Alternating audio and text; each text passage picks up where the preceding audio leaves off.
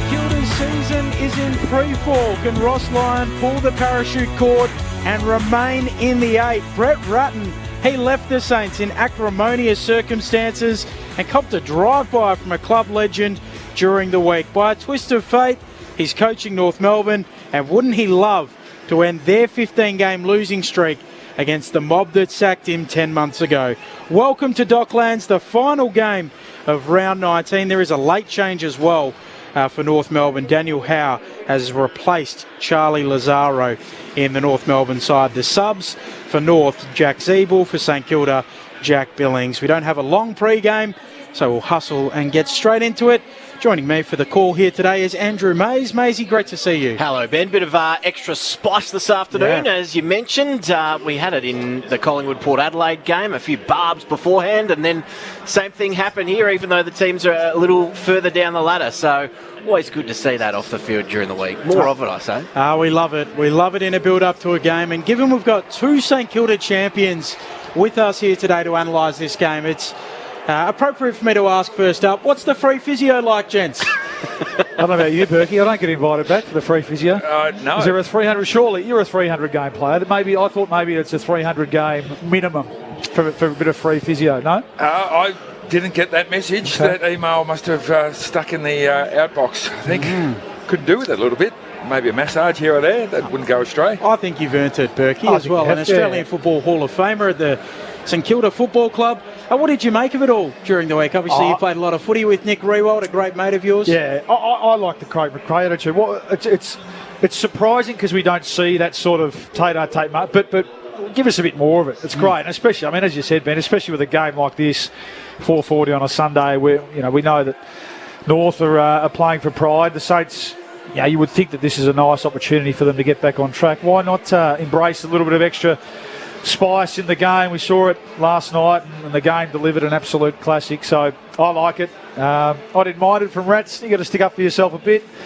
I don't think it'll worry Rui too much either. Over there in Texas. So a bit of byplay. I enjoyed it. To me, it's fascinating how teams would handle it. So Collingwood, I get the sense, could not care less. They just go about their own little merry way in their own little mindset, and it doesn't matter what you say, it's not going to fire us up anymore. Yep. Yet Port Adelaide, on the other hand, with that bit of like siege mentality type of atmosphere about them, that'll fire us up. And I agree. If we had more of it, it'd be really fascinating to see which attitude teams adopted when it came in their way. Nathan Burke, you are getting into the news-breaking space as well, because a few weeks ago you joined Corbin and myself on the future award-winning Corbin and Ben on a Saturday afternoon in the bye rounds, and you told us that St Kilda was like Noah's Ark. They had two of every animal in the football department, and Ross had brought in his people, and some of the incumbents were just getting shifted aside. And really fascinating this week to see Caroline Wilson report that the relationship between Ross Lyon and Simon Lethlean, albeit denied by both of them during the week, isn't that strong, which I immediately thought back to what you told us. I have no further insight than those points. I don't really know. I can't tell you one way or the other.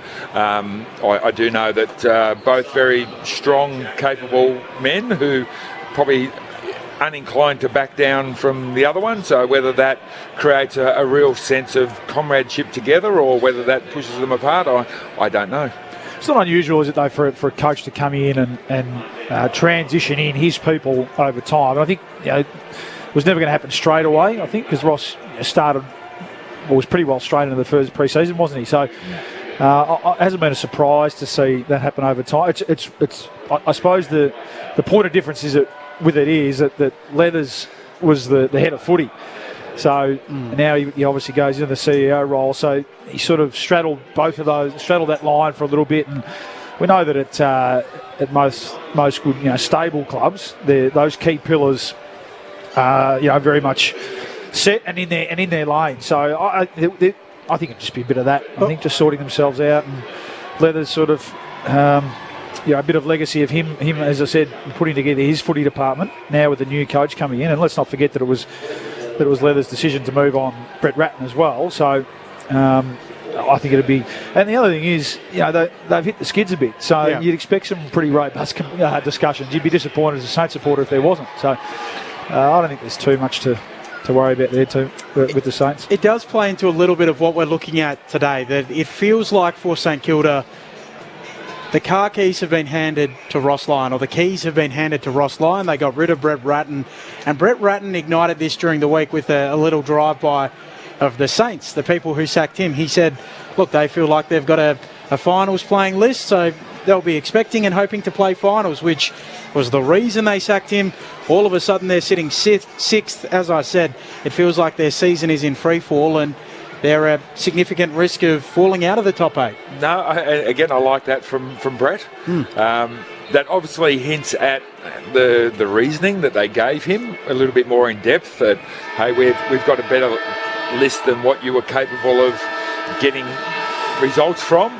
And if they don't do better, well, then he's perfectly within his rights to say, well, hang on, you might have been overestimating things. Well, and it came off the back of, ironically, comments from Ross after the game last week, where he essentially said, our list isn't that good. Our list isn't a finals list. So, I think that was in the heat of the moment. It was off the back of a really poor performance where even their good players were down. And I think that was the point that he was making. They don't have the depth there, because we saw last week when Sinclair was down, when Steele was a little bit down, and obviously Max King not being there, they just don't have the guys to come in underneath them and fill the void, and it led to a pretty poor performance last week. So you wouldn't expect that today. You'd expect a response. And I think a couple of the ends, even Jack Higgins coming in is a pretty important player in terms of setting the scene with his intensity and the way he goes about it. So you'd expect a much improved Saints today. Now, I think there's a little bit of tier pressure at St Kilda. They were saying that those in tier 2, 3 and 4 as players need to stand up. Jess Webster is with us downstairs on the boundary here at Docklands today. Jess, come in. G'day, Ben. It's good to be here. A modest crowd in here at the moment for this twilight game. North Melbourne have made a late change. Daniel Howe comes in replacing Charlie Lazaro. The subs for Jack Billings and Jack Zeeble are the subs. And as you mentioned, a big game for St Kilda. They've lost two of their past 7 games. So they need to win against North today, who've lost their last 15 in a row. So looking forward to this contest, Ben.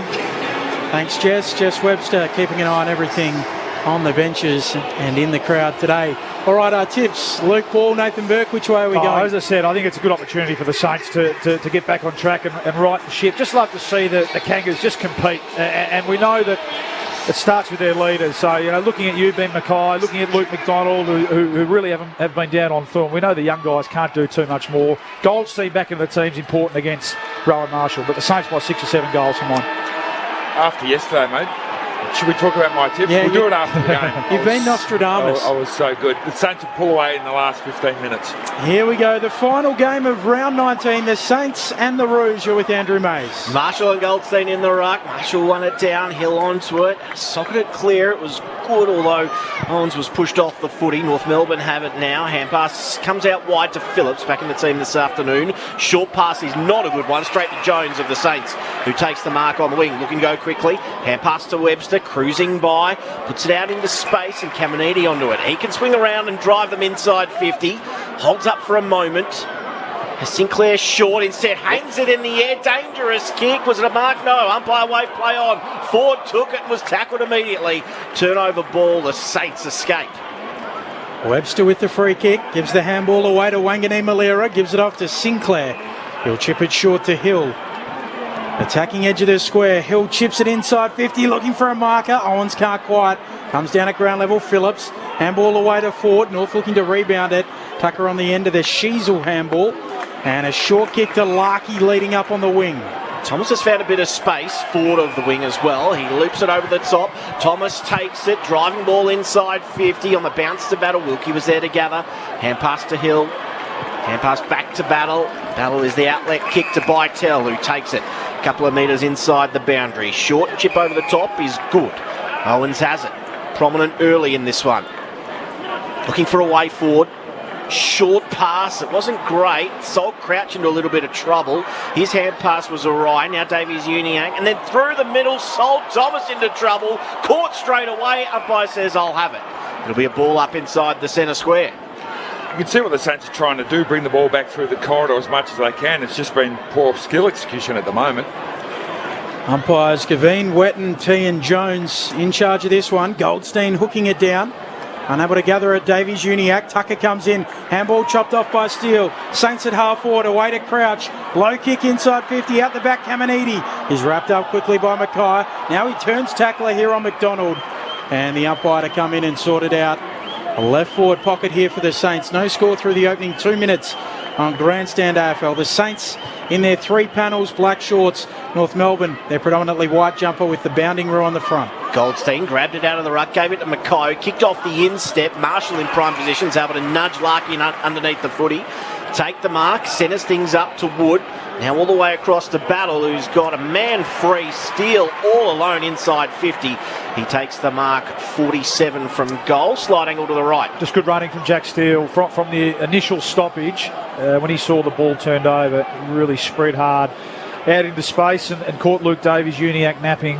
So a good lesson for the young midfielder there. So Steele tucks the mouthguard into his shorts and he's going to have a crack. Thought about the give-off. Instead, he's going to take the responsibility on himself. No, he's not. He's going to put it to the top of the square. Fooled everyone. Mackay almost could have been paid the mark. Now Scott has it. Forced onto the left. Dodgy kick. And he's hit Sinclair on the chest. Another chance here for the Saints to have a shot at goal. So he'll go back, Jack Sinclair. He's marked 40 from goal. 45-degree angle to the right. Poor kick. And this is Saints at their best. Just able to play territory footy, repeat inside 50s. We saw them against Melbourne in the first quarter here a few weeks ago before they fell apart a bit. I think they had 20 inside 50s in the first quarter that day, just weren't able to capitalise. So things have started that way again tonight. Sinclair kicks from 48, likes it off the boot as well. Right arm was up celebrating straight away. And the Saints have the first of the afternoon. 1 straight 6. North Melbourne yet to score. We've played 3.5 minutes in the opening term. It's going to be hard for North Melbourne, obviously, to beat a team who's technically in the top 8.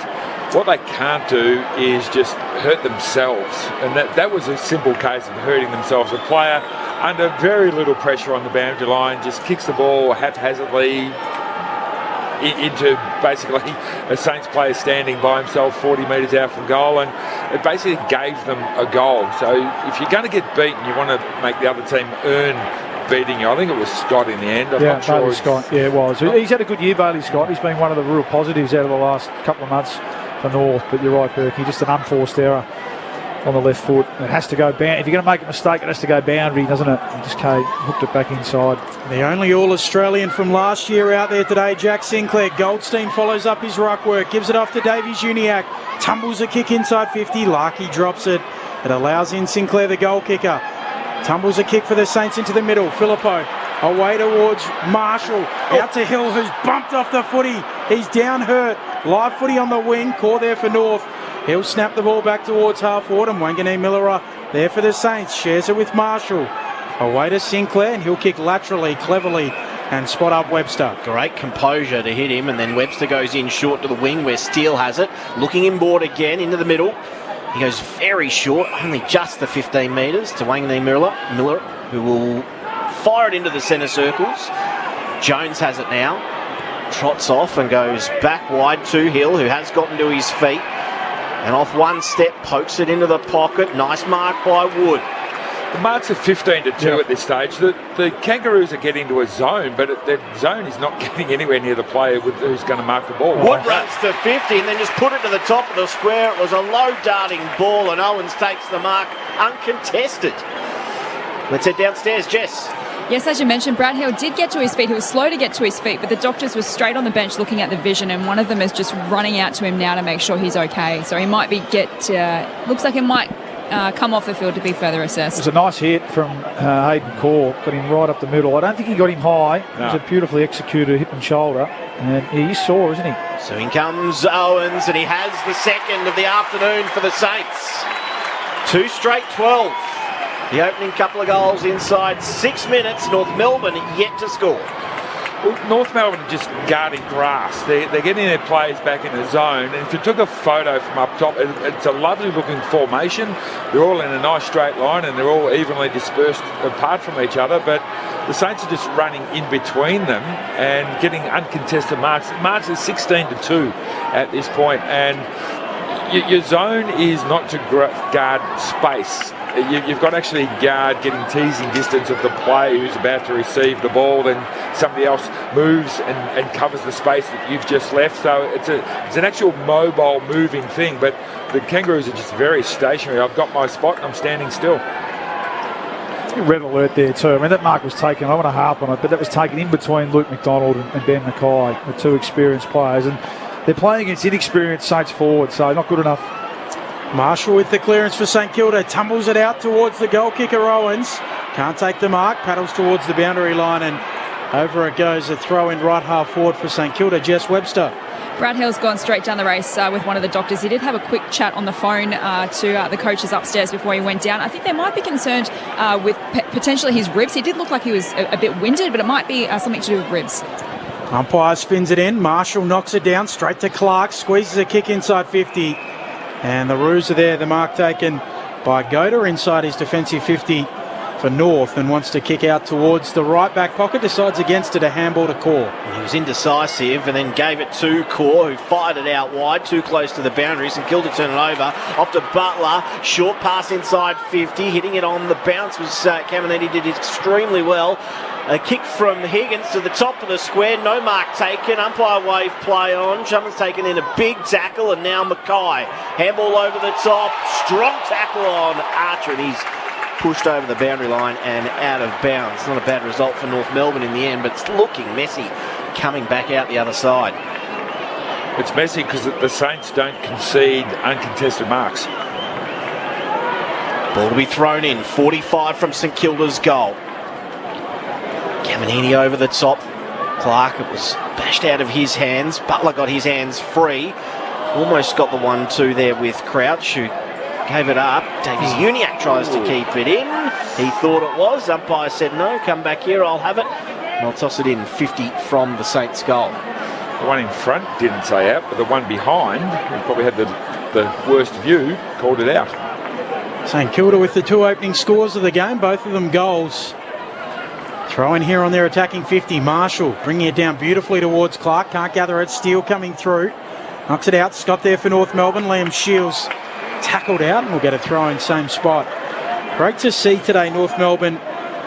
There's a Scott, a McDonald, an Archer, and a Harvey all running around for North. Second generation Joeys. Terrific stuff, yep. It's not quite Dacos more, but I hope that they'll head towards that way. Obviously, just starting off their careers. Here's Bytel for St Kilda. Low ball towards full forward. Core puts his fist through it out towards the boundary line, and the man they call Apples saving the day on the last line. 2 straight 12 plays, no score through nearly 10 minutes. The irony in that ball is Nick Dacos is still sort of starting his career, which is amazing. Certainly doesn't play like it, does he? Hey, the ground's showing a bit of wear and tear, isn't it? Benny, I haven't really seen anyone slip over yet, but obviously with the soccer here Friday night. From the ruck contest, Phillips with the clearance. Oh, it's going to be Payne holding the ball. Grabbing it out of the ruck was Sherry, and he was taken immediately. Not a clear hand pass away when Phillips pounced. And it's going to be a free kick here for the Saints, going the way of Caminiti. So he's obviously paid incorrect disposal, or he did try and fend off, because we know that rule in terms of prior opportunity, when you grab it out of the ruck, that's no longer, but he grabbed it out of the ruck and then tried to fend off and didn't dispose of it correctly. Caminiti to make it 3 goals in the opening 10 minutes. That is a shocker. Out of bounds on the full. He kicked probably from a 45-degree angle to the left, and it's finished out of bounds in the right forward pocket, 10 metres around from the behind post. McDonald, a dangerous look to switch. He can't find Archer. It'll tumble out. At left half forward for St Kilda, a throw in. Jess, has someone left the door open? Is it windy down there? Come on, we can't give the players any excuses under the roof, Berkey. We did see Ross Lyon after the team ran out. He tested the surface. Doesn't like it when players slip over, does he? Sherry in the ruck, brings it down in front, then applies a big tackle. That's good. That's good stuff. That's what you want your big boys to do. Impose himself physically, and he's got the smaller match up here. He should be doing it. Another ball up. Sherry trying to backhand it down. Davies Uniacke looking to burst through. Clark fighting after it. Archer going in. He's tackled. And another ball up, 40 metres out from the attacking goal for the Saints. 2 straight plays, no score. St Kilda lead. 8 inside 50s to 2, which shows it's been at one end and one end only. Clearing kick, didn't travel 15, Filippo had it, but tried to claim the mark. He was wrapped up. It'll be another stoppage. Still inside attacking 50 here for the Saints.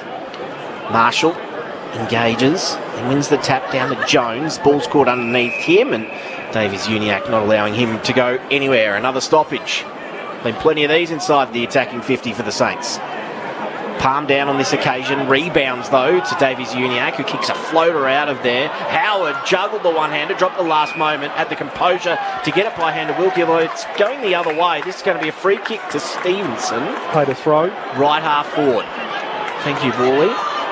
And off the left, goes all the way to the top of the square. No mark taken. A few fists coming over the top. And Wilkie, the man who's done that all season, had a bounce next to the right behind post, but a good deep entry for the Roos. Yeah, it wasn't a great kick in the end from Stevenson on the left foot, but you're right, Maisie. They get a deep entry. Let's see if they can set up behind the ball here and put a bit of pressure on the Saints and hit the scoreboard. Forward 50 stoppage for the Roos. Marshall to the front, takes it out of the ruck, loses it, bounces to Clark, gives it off to Steele. A spiral clearing kick out towards Owens. He can't mark. Sinclair's there, clattered in too high, and Owens will take the advantage. The Saints down this broadcast wing. Now they keep going with the footy, ball in hand. It's Higgins with a bit of a blind hand pass forward, turns it over. McDonald for the Roos, had a fumble, and then Selly's been into trouble. Howe was smashed as soon as he grabbed the footy. Not quite sure how he got rid of that either. St Kilda overwhelmed with numbers. Crouch on the boundary line, passes it back to Webster under no pressure, off one step, goes deep inside 50. Mackay, was he tunnelled? Yes. Landed straight on his backside, and that wouldn't have tickled. He wins the free kick inside defensive 50 for the Roos, goes backwards. Yeah, got to be careful there. Sorry, Maisie, Dan Butler. That was, he's pretty sore, Mackay. It was a genuine tunnel, wasn't it, from a smaller player? Back to Sheasel. Sheasel out wide, nice disposal, and he finds Ford at left half back. What the obviously the horrific news with Will Ashcroft last night. With 5 to go after this, there's probably still enough. It breeds a bit of life into the rising star equation. 2 of the favourites out there tonight, when Harry Sheasel and Mitch Owens. Shields will kick around the dockside wing. Marshall in front of Goldstein, can't complete the mark. Out of play, a throw in, Jess Webster. Looks like St Kilda are preparing to put in the paperwork to activate their sub. So Jack Billings just having a chat to the coaches on the bench on the phone, and Brad Hill still downstairs in the rooms with the doctors. So it doesn't look like he's going to play any further part. Big hit, wasn't it? Yeah, massive. From the throw-in, both rucks miss it. Out the back it goes. Filippo for St Kilda. Gives it off to Wangani Malira. Long kick inside 50. McDonald backpedaling, marks defensively for the Roos. Short pass is okay from McDonald. And he finds Tucker, who goes back to him by hand. A sweeping hand pass out wide is okay to Curtis, who gets onto his left boot. Good kick too, and he's able to find Taylor. Taylor's got Sheasel in the middle. If he wanted to pull the trigger, he didn't do so. Goes shorter instead to Shields. Shields still a couple of kicks from goal. Now he drives it inside 50. Larky on the move, too deep. Big punch. There's plenty of ground level. Goldstein, hand pass over the top. Ford runs in and kicks it from the goal line. First of the day to the Roos rather. And St Kilda 2 straight 12. Lead North Melbourne 1 straight 6. Ford with his first of the afternoon. It has taken 15 minutes in the opening term. Well, poor defensive play there by the Saints. There was a big pack, and there was 3 Saints players up there, Howard, Wilkie, and I think Mason Wood, 3 tall players, and they let the ball go over the back. And 3 North Melbourne players sitting there going, okay, who wants to raffle this and kick a goal? So yeah, if you go up spoiling the ball, it has to come down the front. You can't go over the back into the dangerous area. And even though the inside 50s were 94 now, it's only a 6-point difference, 1 goal difference. So Kangaroos are hanging in there. Well, lucky, didn't he? Just drew a crowd and made sure the ball came to ground. Got over the back. He's again another North player who can hold his head high. He's tried very hard this year under tough circumstances in that North forward line. Yeah, it's a fair year, isn't it? 45 goals. And a team that's only won a couple of games. In the ruck, Caminiti, decisive with the tap, but onto it. Tucker there for the Roos. Handball misses Sheasel. He goes out after it. Or how it is, he'll get a free kick. It's good stoppage work. It's one area where they can really match it with the Saints today, I feel, with Davies Uniacke and Phillips back in there, Shields. It's one area where there's no excuse not to have a crack today for the Kangas. Mackay down this broadcast wing, kicks over the head of his target there in Paul Curtis. And now the Saints have numbers across halfback. Gresham by hand to Jones, who sold Battle into trouble. Gave it back to Gresham. He's dispossessed. Umpire said play on. It got caught underneath him again. It'll be a ball up. Still inside the centre square. A little messy there from the Saints coming out of defence by hand. Goldstein in the ruck. Palms it down. Straight to Crouch though. He's taken in a tackle. Socket out of the immediate danger zone. Higgins couldn't take the mark. Howe onto it. Oh, he smashed into the ground as well. Umpire says a ball up, not in the back. We'll have a ball up right on centre wing. Goldstein against Battle, Burke in the ruck at the moment. This is been a bit of the Saints issue in Marshall, and he doesn't have many rests, but when he does, it's either been Battle or Owens, and should favour big Goldstein. North do come away with it. Sheasel off a step inside 50. Larky's got separation, and he takes the mark 40 metres out, slightest of angles to the right-hand side. I think Dougal fell over. Pothole? Yeah, tripped over one of the lines.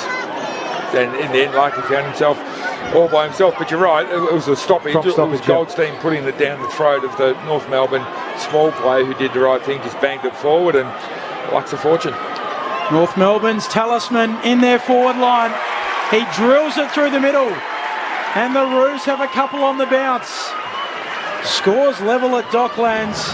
2 straight 12 apiece late in the opening term, or 18 and a half minutes into the opening term anyway, on Grandstand AFL Nathan Burke, Luke Ball. Yeah, so a goal from a stoppage, and yeah, they've capitalised that, and straight away you see Rowan Marshall back into the centre, so well done. But even prior to that, Burke, good couple of minutes from North. They just dialed up, even the Saints, when they were trying to chain it out of that back half. There's some really good forward pressure, so it's taken them, 18 minutes, but it just feels like they've worked their way into the game, and it's around the ball. That's the area where they have to, or they should be able to at least match it with the Saints tonight. Just looking at Brad Hill, it might be ribs. Yeah, I don't think it's certainly not concussion. It wasn't high, so it should be okay. Aiden called it. It was a big hit. Shields with the clearance, I think as far as Bytel though for the Saints, who gave it to Jones. Saw Windhager out of the corner of his eye, put it out in front. It was a good kick as well. Off to Wood, who was looking for the return hand pass to Windhager, who kept on cruising. Short pass is all right. The sub, Billings on already. Runs through centre wing, drives the ball inside 50.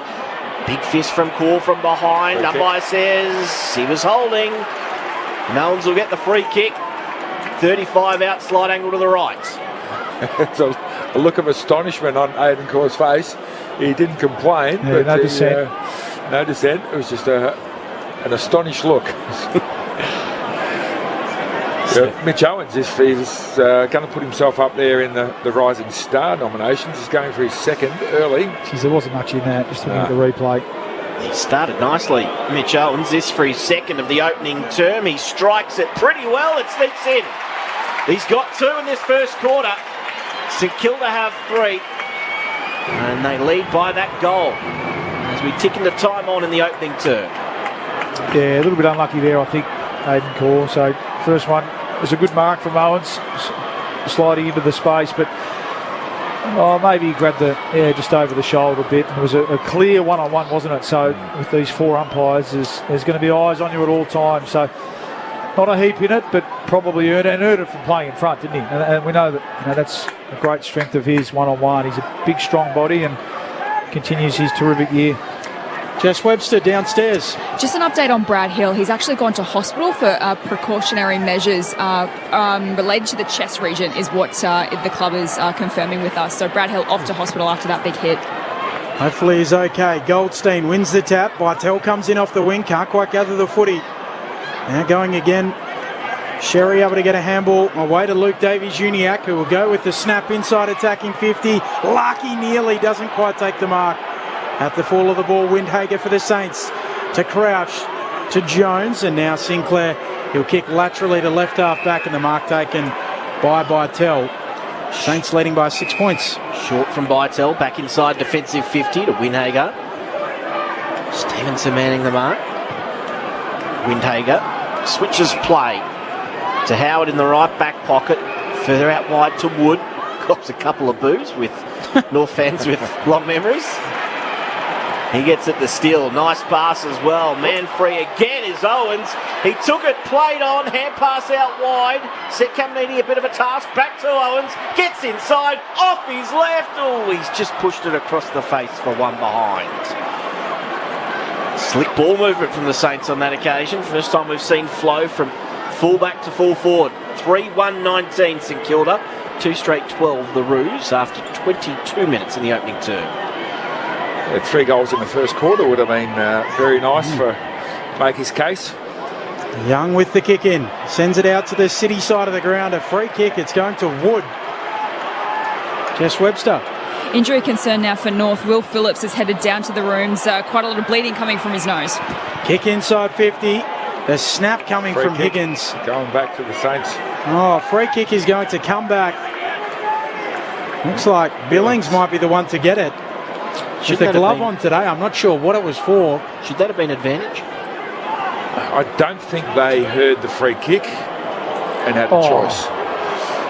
What are you seeing, Borley? Well, it was the marking contest. Taron Thomas came across the front of the leading player to spoil, and his momentum, his follow through, he collected Billings. To me, it looked like accidental contact. And he's got a bit lucky here, Jack. So the mark set 40 metres out, slight angle right of centre. It's on his left hand here, Burke. It's be interesting to see how it affects the drop. Skillful player. Glove on, the super sub looking to hit the scoreboard. He misses right behind, rolling with the goatee as well. And the glove. Goatee and the glove. Yeah. Franklin glove, but yeah, he's a... I never played with a glove, Berkey. Did you a couple of times? Sometimes you see players cut the fingertips off because it can really affect your touch and feel of the ball, especially on your preferred hand. Robert Harvey's kicked me in the hand and broke my thumb. That's right. Remember round that. 2, so I had to wear one for the rest of the year. I remember that. Long kick out of defence from Core, and Goldstein takes a fantastic pack mark at half-back. He flares it high. Sherry worked his way to the front, just couldn't take the mark in the end. Curtis is there to apply the tackle to Sinclair. How did you find it, Berkey? You definitely don't get the same sort of grip that you do with your hand. It's tougher. Tossed up. Unless you do a Travis Cloak sticky cheating one. No problems marking it, just affected his kicking. Long clearance, and that was awkward for Young as he came across. Mackay ensures it's going nowhere, getting out the back, and we'll have a stoppage just forward of centre wing here for the Saints. I've got one on the SMS line, 0437 774 774. Favourite players to wear a glove? Quinton Lynch. Oh, the most entertaining is big Q stick, surely throwing the glove set shot. Kick inside 50. He's cut off by Mackay. So he's having a good start this afternoon, Ben Mackay. Flares it out wide. Just hung in the air for a little while, but mark is taken. And it will be Tucker to take it at left half back. G. Ablett Senior might have put it on the map. Yeah, first and foremost. I've got one. I thought you were going there, Borley, but you weren't. Shields with it inside the defensive 50 here for North, twirling the ball in his hands. The Saints leading by 8 points. 25 minutes into the first. Long kick out towards the wing. Thomas in front, drops the mark. Live footy, lots of players around it. Eventually extracting it, Wilkie. Now Sinclair leaves it behind. Going in there for the Roos, extracting it, Davies Uniacke. Gives it off to Tucker. Kicks the Roos forward of the wing. Unable to mark Sherry. Ball tumbles out the back. Gathered there by Windhager. He's tackled by Ford. Close to the line. It spits out of bounds. And the umpire says insufficient intent. So the Roos will get it back. It'll go to Eddie Ford. The mark set 52 out. They'll have it at left half forward. They've been hot on it. It's that situation where you're better off actually picking it up, being tackled over, rather than trying to keep it in. Yeah. I swear he was trying to slap that back inside. When he was the easy thing to do is just let it roll out of bounds. Yeah. We saw a howler yesterday at the MCG. Similar to the Dacos one last night as well. Kicked inside by Larkey. Wonderful darting ball to find Ford on his chest. 40 out, slight angle to the left. Well, it's disappointing from the Saints' point of view because the umpire called Nick Larkey almost back 40 metres to take the kick. He was running down to the goal square. In that time, they had plenty of time, obviously, to get numbers back and make sure that those little pockets of space were taken care of. And nice kick from Larkey just to spear one into it, 22 metre kick to forward. It's in pretty good hands. here for the Kangas. In he comes. He's already got one this afternoon. Ford. Sorry, Ford. Pushed it right across the face. It's actually kept in, though, out of bounds on the full in the right forward pocket. So taken there by Wilkie, who goes short. Away to Clark, who goes short again. Steele, the captain, marks. Chips it over the top to Bytel. Saints still backward of the wing, called to play on. Handball away to Wilkie. Handball back to Bytel. Bullet-like pass looking for Filippo. Drops it and allows in North through Davies Uniacke. Sweeping handball. Goldstein to Shields. Back the other way now, North. Tackled is Paul Curtis. Coughs up the footy, holding the ball. And the Saints will get it back. Defensive point of the square, Rowan Marshall. It was a very late call in the end. Yeah, one too many handballs. Larkin one-on-one forward of the ball. Get it down to him, give him a chance. Wanganeen Miller looking for Caminiti, who kept it in. Did extremely well at ground level after being spoiled to start off with. Put it to the top of the square. Mackay did well himself to get a fist and force the rush behind. So the lead extends to 9 points for the Saints. Let's head downstairs, Jess. Good news for the North fans. Will Phillips is about to come back onto the ground, but a funny moment earlier on the big screen actually said the substitution had been made, but that was incorrect. Someone pressed the button too early. Will Phillips is about to re-enter the playing field. Heart would sink if you're poor Will Phillips. Looking at the big screen while you sit on the bench. Daniel Howe wants to switch it for North. Right back to fullback. Mark taken by Mackay. High profile free agent at the end of the year. Kicks to left half back and Archer. Who kicks out to Tucker on the wing. Releases Archer with the handball. Waits his kick, trying to get it to Paul Curtis. He's able to mark. He'll wheel and go and chip his kick. A little wedge for Bailey Scott. And he marks 48 metres out, left half forward. Thinks about wheeling and going. He does. His kick smothered. Sinclair comes across, smothers it for the Saints. Steele able to fire out a handball. Sinclair knocks it on. And now Wood, a handball back inboard. Has to be picked up, though, and Gresham did extremely well. Hand pass to Jones, to Clark, who wasn't looking. Hand passed it to his back as he was getting on his bike. He now falls on the ball, and the umpire will come in to ball it up right in the middle of the Docklands. Zach Jones has had 5 handballs. I reckon 4 of them have been indirected, haven't been effective. Sherry palms it down. Shields in there. Taken out of it was Davies Uniacke. He receives the free kick right in the middle of the ground. It's had a good start to the game. He has. He's played a bit of a lone hand in the middle. Goes long. Goldstein out the back. Sinclair did the roving. Then he was tackled. Umpire says holding. That's away from the contest. It's Battle who's called to play on. Hand pass out wide to Winhager. Oh, short kick was perfectly okay for Wood, who dropped an absolute sitter, then applied a tackle himself and won a free kick. Should we blow the siren a little bit early? Wood. Please, they need a rest. Goes very short to Winhager, back inboard to Clark, and he has it at true centre half back. He's a little unsure of where to go. Marilyn from Muller says favourite to wear a glove, or he's turned it over. Go to your team, at least. Straight over to Scott, who gives it to Sheasel to Goldstein. Did he take the mark? Umpire says no. I think he did. Yeah, he's been overruled. The other one's come in and said yes. One umpire said no, and one umpire has said yes. Hayden Gavine is overruled. So umpire Wetton has been overruled by Gavine. I didn't think he did. No, you I don't? thought the siren went first. I reckon it was about a metre before he I think it was a bang-bang play. Is it when the umpire calls time, though? Anyway, it's going to be a tough kick. He's going to have to kick at 55. Goldstein from the edge of the goal square launches, and it won't make it. It's out to the left. Could put out a big talk there. So it doesn't matter either way. But a little bit of conjecture, and maybe that's a talking point, can let us know. Are the 4 umpires working? 0437 774 774. St Kilda will lead by 9 points at quarter time. Bradley Hill subbed out of the game with serious, we suspect, rib issues. The club saying a significant injury to the chest region. The goal kickers, Mitch Owens with a couple, Jack Sinclair with 1, while for North Melbourne, Eddie Ford and Nick Larkey. It's quarter time between St Kilda and North Melbourne. 3-3-21, the Saints lead North 2 straight 12. This is Grandstand AFL. Start Bowles to Oakes, who steps away and smashes it for 4. And England have won. And England fight back. has kept the Ashes series alive. It's 2-1 with 2 to play. Can Australia turn it back in their favour and seal the Ashes with a win in the 4th Test? Don't miss a minute of the series that has captured the imagination of the cricketing world. This is Test cricket at its very best. The Ashes continues tonight. Hear every ball live on the ABC Listen app. Just look for the red cricket button. Grandstand AFL. Now streaming every match on the ABC Listen app. Look for the AFL button. Now Scott has it, forced onto the left, dodgy kick, and he's hit Sinclair on the chest. Another chance here for the Saints to have a shot at goal.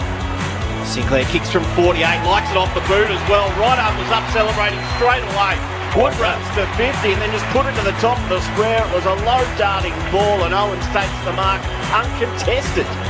So in comes Owens and he has the second of the afternoon for the Saints. Looks like St Kilda are preparing to put in the paperwork to activate their sub. So Jack Billings just having a chat to the coaches on the bench on the phone, and Brad Hill still downstairs in the rooms with the doctors. So it doesn't look like he's going to play any further part. Shields still a couple of kicks from goal. Now he drives it inside 50. Lucky on the move, too deep. Big punch. There's plenty of ground level. Goldstein headbutts over the top. Ford runs in and kicks it from the goal line. First of the day to the Roos. North do come away with it. Sheasel off a step inside 50. Larky's got separation. North Melbourne's talisman in their forward line. He drills it through the middle. And the Roos have a couple on the bounce. Runs through centre wing. Drives the ball inside 50. Big fist from Paul from behind. Umpire says he was holding. Melbourne will get the free kick. Started nicely. Mitch Owens, this for his second of the opening term. He strikes it pretty well. It slips in. He's got 2 in this first quarter. Jess Webster downstairs. Just an update on Brad Hill. He's actually gone to hospital for precautionary measures related to the chest region is what the club is confirming with us. So Brad Hill off to hospital after that big hit. The 2023 AFL season. On radio, ABC Sport Digital. and now streaming on the ABC Listen app. Great to have you with us for the final game of round 19 on Grandstand AFL. Been remiss of me not to mention as well, but Melbourne leading Adelaide elsewhere at the MCG. 11-6, 72 plays 6-12, 48 with a few minutes left in the third term. Here at Docklands, it is St Kilda leading by 9 points over North Melbourne at quarter time. And probably not the best thing for me to say, but North Melbourne this year, when leading at any change, they have not won. Nathan Burke, Luke Ball. No surprise there, Benny. To me, quickly, Bally, the Saints are over-possessing the ball. They've had 112. So they're on track for 450 possessions. And there's that many options further down the field that they don't need to have as many possessions as they do around where the ball is, especially through the wing. They're over-handballing. Somebody's out and free, yet they want to give that extra one. If they just open their eyes a little bit and look further down the field, there's some free plays down there because the North defenders aren't necessarily playing super tight. So I want to cut down the possessions for St Kilda, get the ball quicker, a lot faster than what they are. For North Melbourne, they've got to make this a contest game. They've got to cause as many stoppages as they possibly can, win those stoppages. And when they do, what happens is that the game spreads out. For Saints forward, stay forward. They don't get back in numbers in defence, which is what the Saints like to do. So every time there's a stoppage, there's even numbers pretty much either end. In general play, the Saints will push back into defence, so they can't actually get the ball to free players forward. So cause stoppages, win those, get the ball into your big fellas really quickly. Yeah, agree. And it looked a bit ugly. You mentioned the uncontested marks early on. The first 10, 15 minutes, it was all St Kilda, and they were just able to pick their way far too easily through the North Melbourne team defence. But as you said, Beck, sometimes that can create a bit of a false dawn in a sense, and the Saints started to get a bit too cute perhaps and overuse it a bit, and that almost invited some pressure and woke the Kangaroos up a little bit. And they had some good passage of play there where they were able to turn the ball over in that front half and cause some mistakes and then get it down and score. So, but you're right though, yeah, the Kangaroos can match it around the ball. When you look at Goldstein, Thomas, Davies, Uniac, 10 positions in that quarter. Phillips got into the game a bit out of the centre bounce. They were quite effective. So absolutely need to make this a contest style game. They're the only team in the competition this year, North Melbourne, who haven't scored 100 points at any stage. Even the Eagles have done it. Second quarter underway. Goldstein following up, receiving a handball, gives it off to Thomas, who's held up quickly and a ball up. They're not on track to do it today after kicking 2 goals in the opening term either. Umpire puts it aloft. Goldstein straight down to Howe, who flicks it back to Will Phillips. A kick towards half forward for the Roos. Bouncing ball. Sherry knocks it down. Onto it forward. He'll hook it back towards a warmish sort of spot. Coming across. Wood spoils it away. Wilkie at the top of his defensive goal square. Handball away to Sinclair, and the Saints repel. Awkward one as well. It rebounds back to Ford, who takes on a tackler. He's pegged up against the boundary line. Inboard kick was almost perfect. Thomas roves and hooks it back for a goal. Well set up by Ford. He's causing some trouble down there today. North Melbourne draw within 3 points in the opening minute of the second quarter.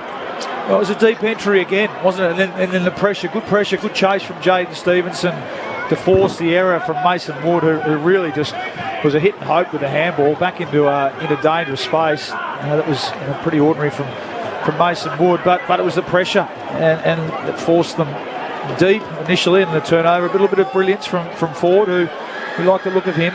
A nice central ball, good contest from Davies Uniacke and Taron Thomas, who started the game pretty well as well, pushing forward out of the centre bounce. So perfect start the second quarter for the Kangas. Jess Webster.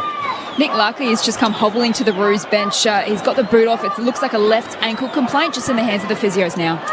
Bounce back in the middle, favours Goldstein, wins the tap, pinballs around in the middle, Phillips onto it. He's wrapped up by a couple of Saints. And try again. Umpire puts it up. Marshall and Goldstein both with hands on it. Stevenson emerges with the footy. Handball back to Goldstein. He's tackled by Marshall. Eventually gets it out. Kick smothered from Stevenson. Ricochets away to Wood. Sweeps a handball forward for St Kilda. Owens trying to slap it down. Straight to Goda for North. Across half back to Sheasel to Phillips. Back to Goda. Handball to Stevenson in the middle. Stevenson one more over the top to Davies Uniacke. Spun out of one tackle beautifully and gave it back to Stevenson. Kick inside 50. This is the money kick. Ford in a 3-on-1. He's crunched but brought the ball to ground. Taylor's there. Hooks it into the forward pocket.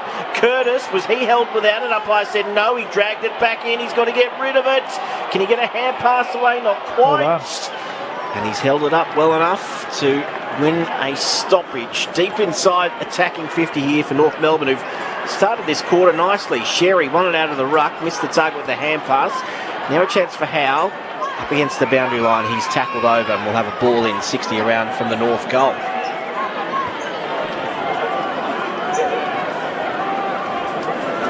Saints by 3.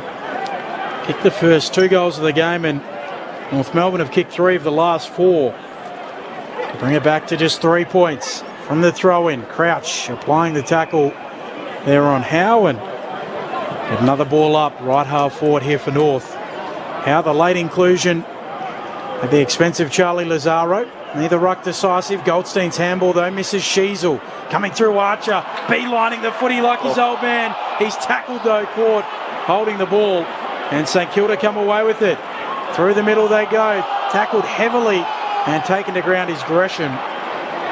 And a ball up in the middle of Docklands. St Kilda by 3 points, early stages of the second. Good start from Jackson Archer, wasn't it? Yeah, just good tackle. like his dad, straight lined it, ran into a brick wall in Jack Steele. Sheasel wins the clearance, kicks inside 50, no mark taken. Sinclair in there, now Stevenson over the top of it. He's got to get rid of it. Couple of Saints lying on top of him, and that'll be holding the ball. Sinclair with the free kick for St Kilda. Quarterback going laterally. Instead he's going to go to left half back. Oh, an easy mark. Dropped in the end there by Vitale, and then slung his boot at it. Gives away the free kick for kicking in danger in the end to Howe. Chips over the top, missed the target. Back to Sinclair, start again. Saints trying to bounce off half-back. Kicks to Filippo. Kicks around the edge of the square. Mark taken by Owens. Now looks inside 50. Caminiti running back with the flight. He hugs it to his chest. 35 out. Tight angle, left-hand side. Probably slightly worse than 45 degrees. It was a good kick by Owens. Filippo could have handballed the ball, but didn't. Actually just turned and kicked the ball down the field to Owens, which is something that hopefully the more experienced Saints take a leaf out of their book. 2 kicks, balls inside 50. Shanked one earlier, Caminiti. A much easier shot than this. And the first year Saint find the major opening. This kick isn't much better. It's across the face. It'll fall short. And Goldstein punches it through. A minor score. 3-4-22 move the Saints. North 3 straight 18. A 4-point buffer. The way of the home side. St Kilda here this afternoon. Sheasel, short pass to the left back pocket. Core has it.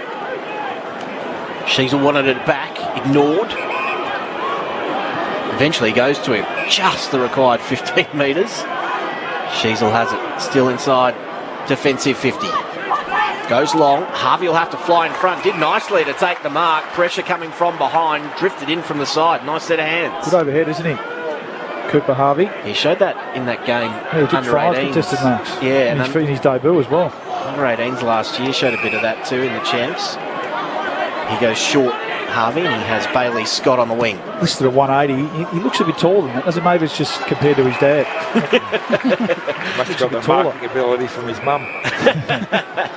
His kick turned over. I'm sure that'll get back to Boomer. Short pass from Sinclair to Wilkie. Sinclair ran past, thinking about the return hand pass, but instead Wilkie holds it to his chest. He goes out wide where Wood has made a bit of space. He takes the mark behind centre wing. Wood, the former Root, wheels and kicks around the wing towards Filippo. Juggles it. Takes the mark. 2 kicks from goal for the Saints. The young star looks into the attacking 50. Can't find the target. Fisted away there by Taylor. Now live footy. Saints arrive in numbers. Little handball out from Caminiti. And Eric one and Taylor picks it up for North and chips it to Stevenson. Who wants to keep going? Hand pass to Davies Uniacke. Rifles one through the middle. Just missed the target in the end. It was at the bootlaces of Ford. And a turnover ball. Now Jones links up with Windhager. Windhager drives the ball inside 50. Not enough on it. Go to taking a nice mark, chipping in front. He'll switch it quickly. Out to Tucker. They can go for a little run. The left footer bounces it right-handed. Now stops, touches it on the ground. Close to the boundary line. He'll kick forward of the wing and coming across. Webster can intercept for the Saints. Why slow down and bounce and stop? It just gives the Saints players time to get in the way. Saints lead by 4 points. Jones, he turns it over. Turnover City at the moment. Goda marks on his defensive 50 for the Roos. Yeah, okay, Goda. A couple of intercept marks in a row. It's a likely type. Game's opened right up, hasn't it? Real transition game at the moment. They'll go to 5th, St Kilda, if they win by enough today, which is hard to see if you haven't watched the first 17 rounds of the season. Kick back inside 50 to Mackay, who has it. Mackay for North Melbourne, out wide to Shields. Has a short option on. And he rewards Tucker. Tucker looking inboard. Sheasel presents once and then twice. Attacking with you call a big ground here as a player spread out everywhere, which is unusual against this Saints team. Let's see if they can find some targets and capitalise. Shields to Sheasel, who just pulled the kick enough to Davies Uniacke. Probably could have been paid the mark. Umpire said play on. Snap around the body from Wood. Ball bounced on its point. Filippo spun out of one tackle. Probably not quite the second. Umpire wave play on though. Sharman's taken in a big tackle on that occasion. Well done, Young. Was able to lock things up and then taken high in another follow-up tackle was Filippo. He'll receive the free kick at right half forward. Jess Webster. Nick Larkey's back out on the ground, just had that left ankle re-strapped, so he's good to go and moving freely, it looks like. But concerns now for Eddie Ford, who Nick Larkey replaces, who came onto the field. North Melbourne able to sort it out from the Filippo kick, though. The kick from Howe is a shocker under pressure, straight out of bounds. And the Saints will get the free kick. Needs to change the boots, Daniel Howe. Windhager will get it. He's got him on the wrong foot. Deep in the left forward pocket. Career high disposals last week for Marcus Windhager. And he kick a goal here. Hooks across the body and misses. A little narrow. St Kilda out by 5 points. 3-5 plays 3 straight. 10 minutes played in their second term. Sheasel receives the forward kick in. And that left back pocket again. Has to go as long as he can as he's called to play on. Wilkie in front of Curtis. Got a hand to it. Webster might have been dragged off it. Clark just got his hand pass away to Steele. That's a one-handed handball. should have been pinged. Wood dived backwards, didn't receive the free kick, slapped out of Liam Shields' hands, and we'll have a ball in, 80 around from the St Kilda goal. Let's head downstairs. Jess Webster. Looks like it might be a corky for Eddie Ford. He's just on the bike at the moment trying to work through it, so I'll keep an eye on him. Umpire flings it back in. Sherry and Marshall, they wrestle and both miss it. Bounces out the back to Stevenson. He's gang tackled. And the umpire to sort it out. Both teams tackling well. 32 to the Saints, 29 to North. Marshall winning the tap, hooking it boundary side, going onto it. Steele paddles to his own advantage. At right half forward for the Saints. Kicks to full forward. Pack forms and the mark has been taken, has it? Nope. Owen's claiming it. Umpire says no. Ball up. Deep in the right forward pocket for St Kilda, who are pressing. Tossed up. No one could win the clearance. Owens tries to burst through. He's going nowhere. Held to him. Another stoppage. Right forward pocket. So North Melbourne with the only goal of this second term so far from the stoppage. Shields has it. He's dragged towards the boundary line. Doesn't make it before the umpire says, I'll have it. We'll have another ball up. Right forward pocket here for the Saints. Ball's stuck here at the moment. Umpire puts it up. Holding free kick. It'll go to Sherry. Right in front of the North Melbourne fans. They think they've been getting the rough end of the pineapple. Free kick. Sherry kicks across his goal mouth. Mark taken by Core, who goes for a little trot. One bounce. And now we'll kick long out towards the city wing. And at the back, battles over to Mark, virtually uncontested for the Saints. Aggressive kick, inboard, he's turned it over. Davies Uniacke can get it and go out the back. Larky, he's trying to get there. He's one-on-one and did extremely well. Thought about the hand pass over the top, but he should go back, take responsibility and kick what would be his second of the afternoon. It's been a quarter of turnovers, isn't it, Berkey? And no team's been good enough to capitalise to this point, but just skill errors kill you, and it's just impossible to defend. When you turn the ball over in the middle of the ground. Good opportunity for Nick Larky here. 40 out, slight angle to the right, comes in, nurses it through. He's got two, and North Melbourne have the lead. 4 straight 24, plays 3-5-23. We've played 12 minutes in this second term on Grandstand AFL. Well, getting the ball to a one-on-one contest inside the forward line worked for North End. It's something the Saints haven't been able to do very much at all. Most of their kicks have been to a crowded forward line because they move it so slowly through the middle. It's allowing all the North players to get back, and they're not going to take big contested marks over Core and Mackay and these sort of players. So well done by North Melbourne. Intercept in the middle. And Davies Uniacke, instead of trying to just maintain possession and go short with one or give a handball or something, just wheeled around, said, I'm going to back my big fella in, one-on-one contest, and banged it down there. And hopefully that's a pattern of play that some others might latch on to. Crows have kicked the first two to start the fourth at the MCG, so they might have kicked another one. Yep. Make that the first 3. So they're down by only 6 points. 1 straight kick the margin. North with it in the middle here. And a lead as well. Who would have thought it? Shields on the wing, looking into the pocket. Larky goes up one-handed. Can't mark. Harvey coming through. Can't quite gather the football. Then tackled strongly as Curtis. He's taken high. Free kick going to Paul Curtis. 35 out, slightly right of centre. And he can try and make it 3 in a row for North Melbourne. Centre bounce clearance again. If you're a small forward for North, Berkey, you've got a really good reference point, haven't you? Really gets out Mark Larky. Always plays in front, brings it to ground. Curtis on his left boot. Misses right. A let off. Yeah, it is. Disappointing miss. Doesn't get too many opportunities like that, Paul Curtis. They do double their advantage though, North. They lead by 2. Wanganeen Miller up to take the kick in. Trots to about 15 out and then turns 180, goes to the right back pocket where Windhager takes the mark. Windhager flares it out wide. Wood will be the leap here and takes a strong mark in front of Young, who punches his fist into his other palm. He's filthy, but he's turned it over. Young wins the footy. A hand pass might have been caught high as well. He was. So he'll go back and take the free kick. Hand passing from St Kilda is just ridiculous. Not the first time for Wood this afternoon either. Young just pops it to the hot spot. No one could take the mark. Spalled away towards the boundary, and then ushered over is Hunter Clark, and we'll have another ball in left forward pocket here for the Roos. They lead by 2. 15 played second term, grandstand AFL.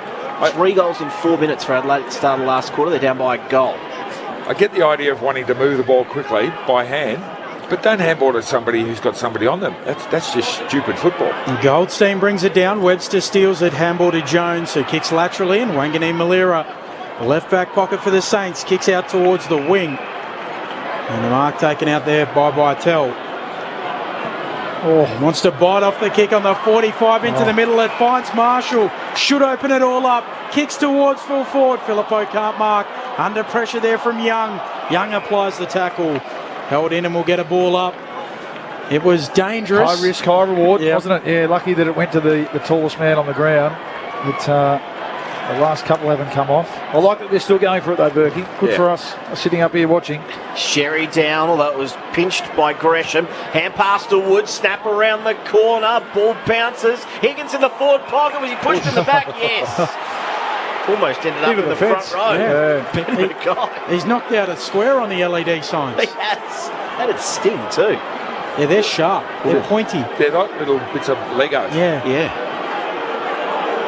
Did he... it was just a case of 30 kilos heavier. Oh, he didn't waste any time, but umpire says you've got to go back and take it over your mark. So he's inside the left forward pocket here, bends around, kicks the goal, and umpire says you've got to go back. Can't do it again. Never went behind your mark. First time he didn't get the kick it, second time he got the kick it. Kick the goal. What are his chances here? Is that the practice swing? Here we go. Real time. He hits the post. He's got one of everything. Trifecta. You got to laugh. Well, I'm sure Ross Lyon isn't laughing in the box at the moment. 1 point down, North Melbourne lead. Sure, Ross laughs all that often as Goda kicks out towards the wing. And out of bounds on the full it goes. Mark taken by Wilkie. Outside the boundary line, he goes back to Battle. He will drive it long inside 50. Mackay stands tallest. Strong defensive mark. He hasn't marked a lot today, but he's gotten in the way a lot. Yep. Which is the main thing.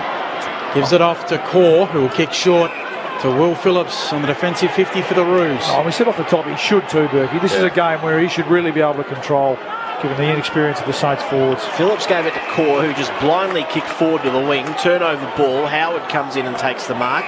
Short pass. Only the 15 metres there, but he finds Sinclair.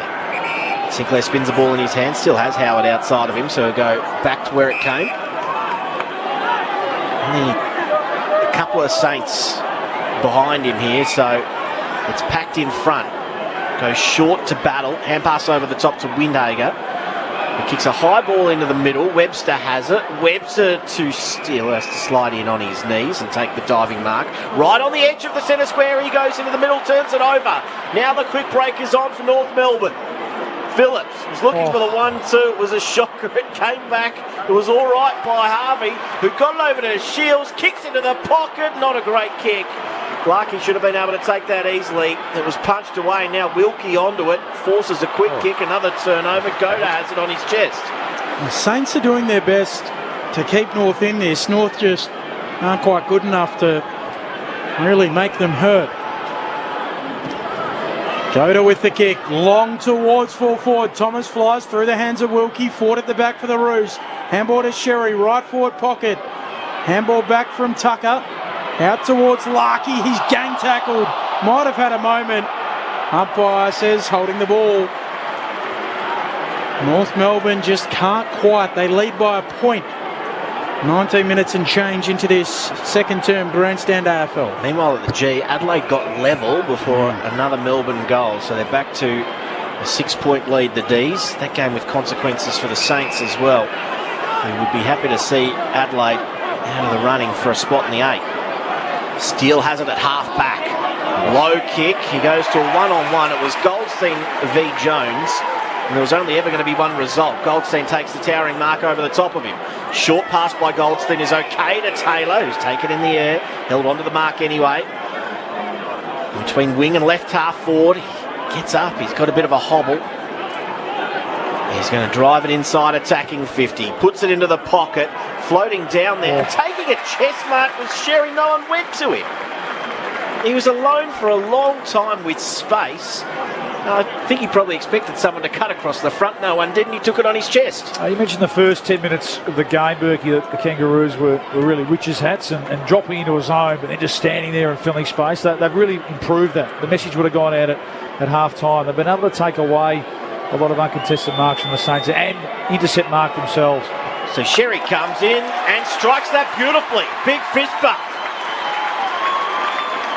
The lead out to 7 points in favour of North Melbourne. 5-1-31, plays 3-6-24. We've played 21 minutes in the second term on Grandstand AFL. Nathan Burke and Luke Ball. And that shift in defence from the Kangaroos has confused the Saints. So the run and carry the ball in numbers with hands didn't quite work. So, okay, let's just go back to chipping the ball around. But the Kangaroos are guarding the really dangerous spaces, and all the Saints have got is to chip the ball backwards and sideways. So, to me, the big difference in this game is that the Saints are all at sea in how to get the ball from one end of the ground to the other. And a couple of times the Kangaroos have capitalised on that. A couple of times they could have even done better. So they keep that up. They're going to go in with a very handy lead at half-time. Bounce in the middle, a shocker. It'll come back. It's a smart kick from Curtis Taylor. Curtis Taylor. Just saw him at the last pocket of space at the last minute. The kick drew him into it. Big Cherry. I don't know how he was in so much space, as you said, Benny. But those people with two first names, Paulie. Yeah. Very confusing. Paul Curtis Taylor. Yep. Ball up in the middle. Secondary ball up. Up it goes. Goldstein able to palm it down. Crouch onto it. Has it knocked out of his hands. Now getting involved. Steele gets it out to Billings for the Saints. Here's Marshall kicking out wide. Owens on the lateral lead. Gathers on the bounce. Back feeds a handball to the wing. Wangane Malira goes short with the kick back to the logo. Mark taken by Sinclair. Into the centre square he goes. Crouch gets it and then goes quickly. Low driving ball off the side of the pack. Easy enough there for Tucker. And he was careful with his kick. It was good. It hit the chest of Thomas. So Thomas 55 from his defensive goal. He's just going to lob this one up to the wing. Larky's going to have to fly. Got over the back.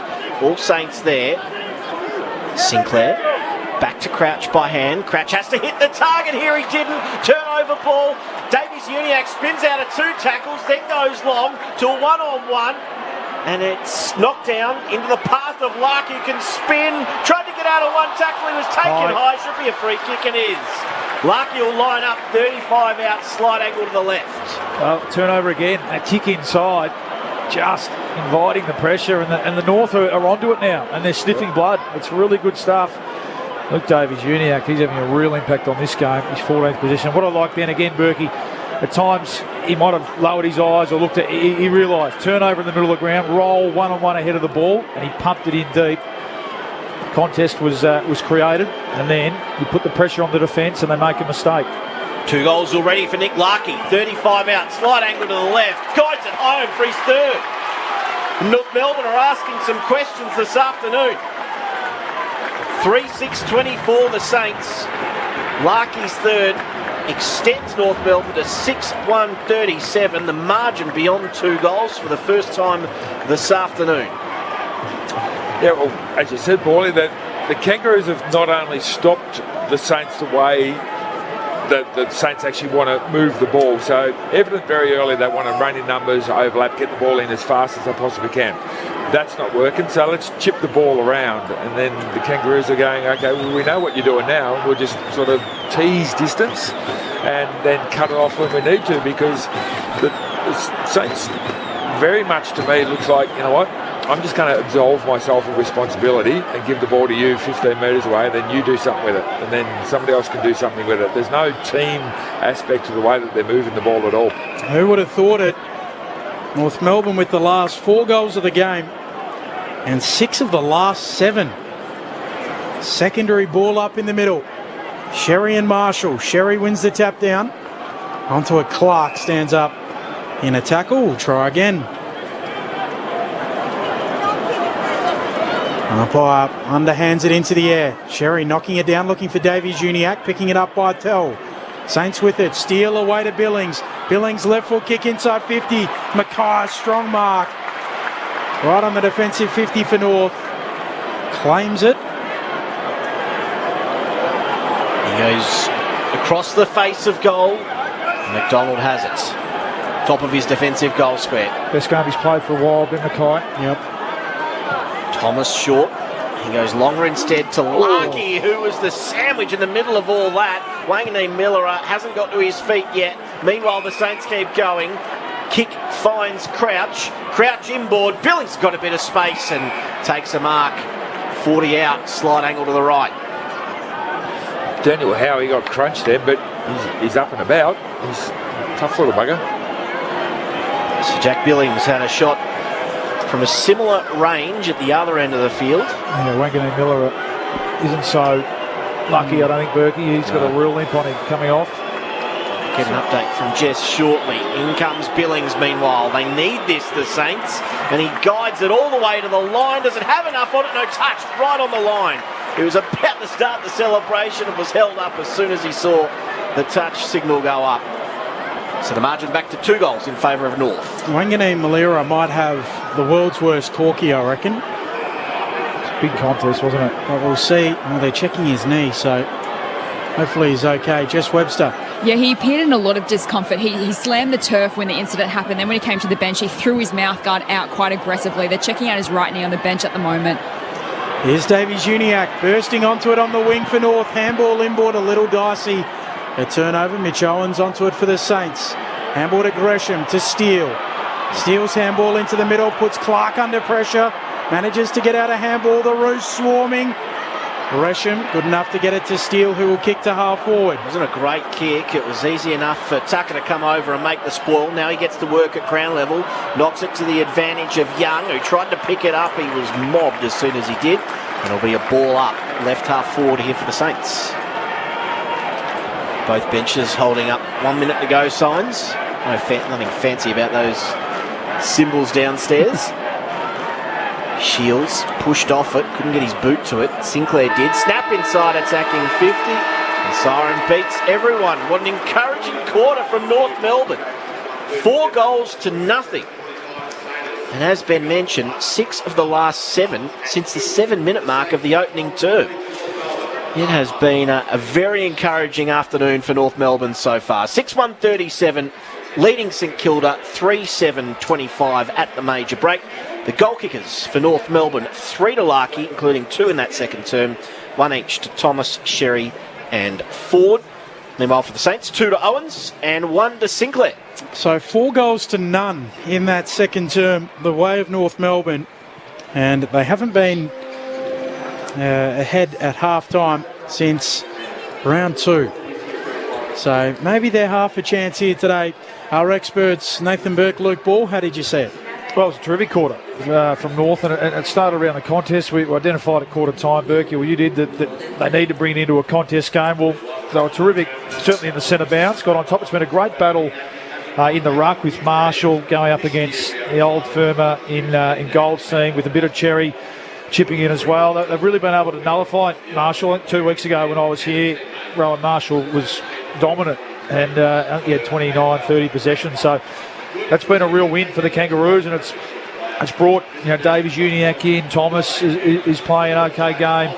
Liam Shields is doing his bit, and Will Phillips around the footy, and that's been a real positive for the Kangaroos in terms of being able to get the game back on their terms. But really that quarter was around turnover, wasn't it? And both teams, we know aren't the highest skilled teams in the comp, but North in particular were really able to sweat on the turnover from the Kangaroos and just shifted their mindset. We spoke in the first quarter about how they were dropping into a zone but not reacting then when the ball was in motion, and really feeding into St Kilda's uncontested mark game. It was just far too easy for them to move the ball. Well, that quarter they dropped into the zone, but they were sniffing blood. They were sniffing a turnover and reacting when the ball came in their area, and it really spooked the Saints, as you said, Berkey, as to how they moved the ball. And I dare say it was at 4 goals. 3 of them directly were from turnovers. So That's terrific. That's a really good sign. And the challenge is now for the Saints do they go into their shell, or do they keep trying to force the ball and move the ball through the corridor with some dare? Because they keep turning it over, and you just see the confidence of the Kangaroos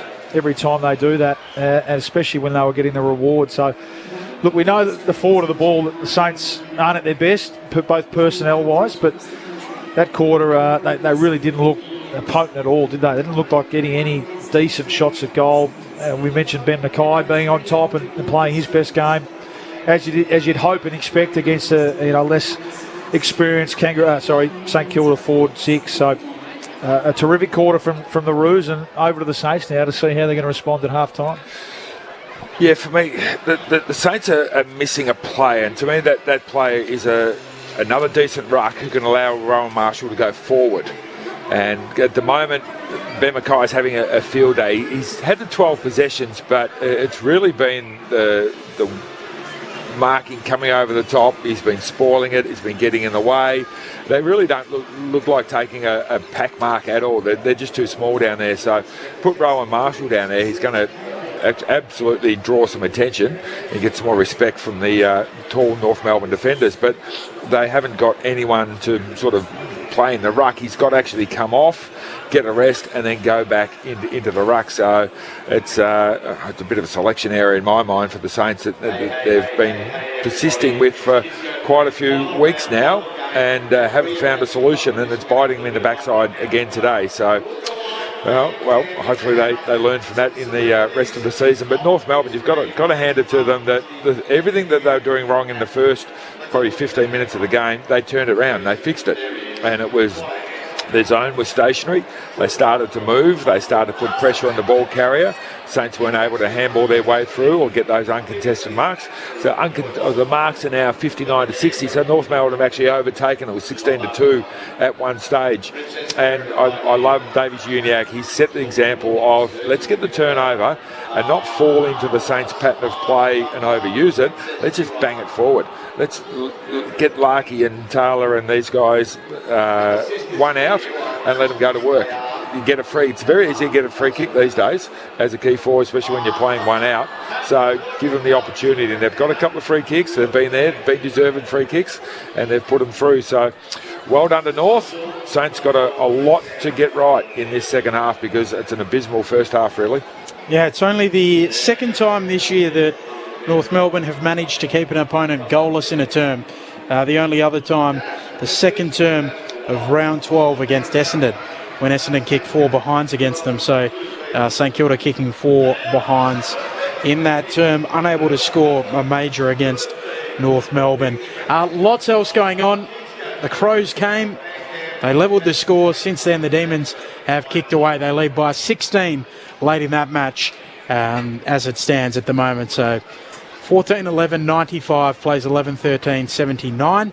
Some match review news. So Sam Petrevski-Seton has been offered 2 matches for rough conduct on Alex Cincotta yesterday. Ned Reeves offered 1 match for rough conduct on Ivan Soldo. And Willie Rioli, the one of most interest, 2 matches for striking Nathan Murphy. For the slap. For the little... but a swinging arm... Petrevski-Seton's quite lucky, I reckon, too. Do you think? What do you think, Berkey? You're our resident former MRO.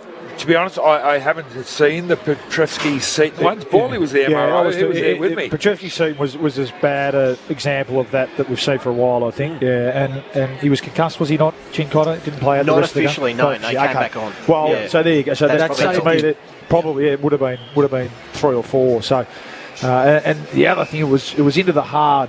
So it was over the boundary line into that hard serve. So it was a bit of everything, but it was the classic, pivot, get in a position of power and sling to the ground. As were the other 2. It was a pretty ordinary round for some dangerous tackles, wasn't it? So all 3 deserved punishments from what I saw. Yeah, from what I saw, Ned Reeves a week. That's fair. Yep. And Willie Rioli, we just don't want that action. No. Got to get that action out. Yep. Half-time at Docklands North, 6-1-37, leading St Kilda 3-7-25. Just repeating the goal kickers. Nick Larkey with 3, then singles to Thomas, Sherry and Ford, while for St Kilda, Mitch Owens with a couple and Jack Sinclair with their other goal. 4 goals to zip the way of North Melbourne in the second term. Half-time, time for us to pause and get the latest from the ABC newsroom.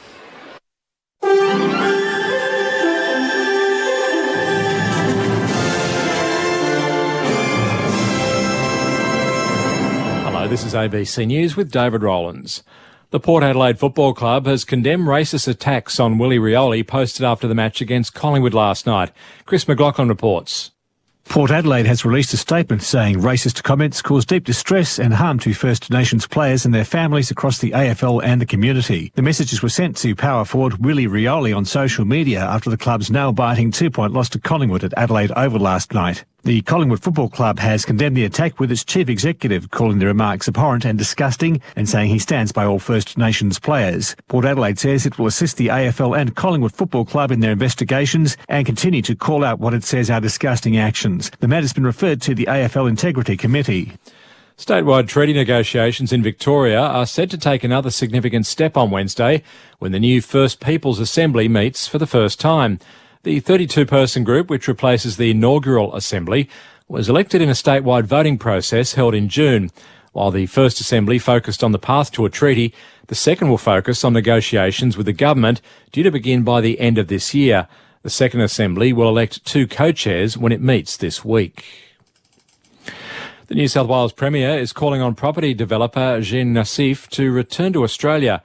Mr Nassif's development company, Top Place, was forced into administration earlier this month, weeks after police issued a warrant for his arrest. It's believed he's been overseas since last December. Police want to speak with the 55-year-old for alleged fraud offences. Premier Chris Minns says it's time for Mr Nassif to return. We've got world-class doctors and hospitals right here in New South Wales. Come back and get medical help here, and while you're at it, you can speak to the police and creditors about what you've been up to. Tasmania's Premier Jeremy Rockliff is taking over the State Development Ministerial portfolio. Mr Rockliff, who announced last week that he was resigning as Health Minister, has taken the State Development role from Guy Barnett. Mr Rockliff also holds the Mental Health and Wellbeing, Tourism and Trade portfolios. He's yet to announce who will replace him as Health Minister. Greece's fire service says the fires still burning on the island of Rhodes are the most difficult it's ever faced. Larry Buttrose has the details. Firefighters have been battling intense blazes fanned by strong winds since last Tuesday. In some parts of the popular tourist island, they've burned down to the sea, forcing the evacuation of tourists and locals by boat. The blazes are burning at a time of historic heat waves across Greece and other parts of Europe after the hottest month ever recorded on Earth and the hottest day, which was earlier this month. Scientists say they're surprised by the rapid acceleration in weather effects from rising global warming, including the degree of loss of sea ice taking place. Police say a delivery driver appeared to be grossly intoxicated and had eaten some of his delivery when found in his car in Adelaide South early this morning. Patrols were called to Westbourne Park after reports of a sedan stalled on Cross Road while the driver slumped over the steering wheel. Police say the 38-year-old driver was found in the Hyundai nearby. They'll allege the Glen Osmond man refused a breath analysis and reported him for driving offences and impounded his car. To sport, and in AFL, Greater Western Sydney has enjoyed a comfortable 40-point win over the Gold Coast at Canberra's Manuka Oval.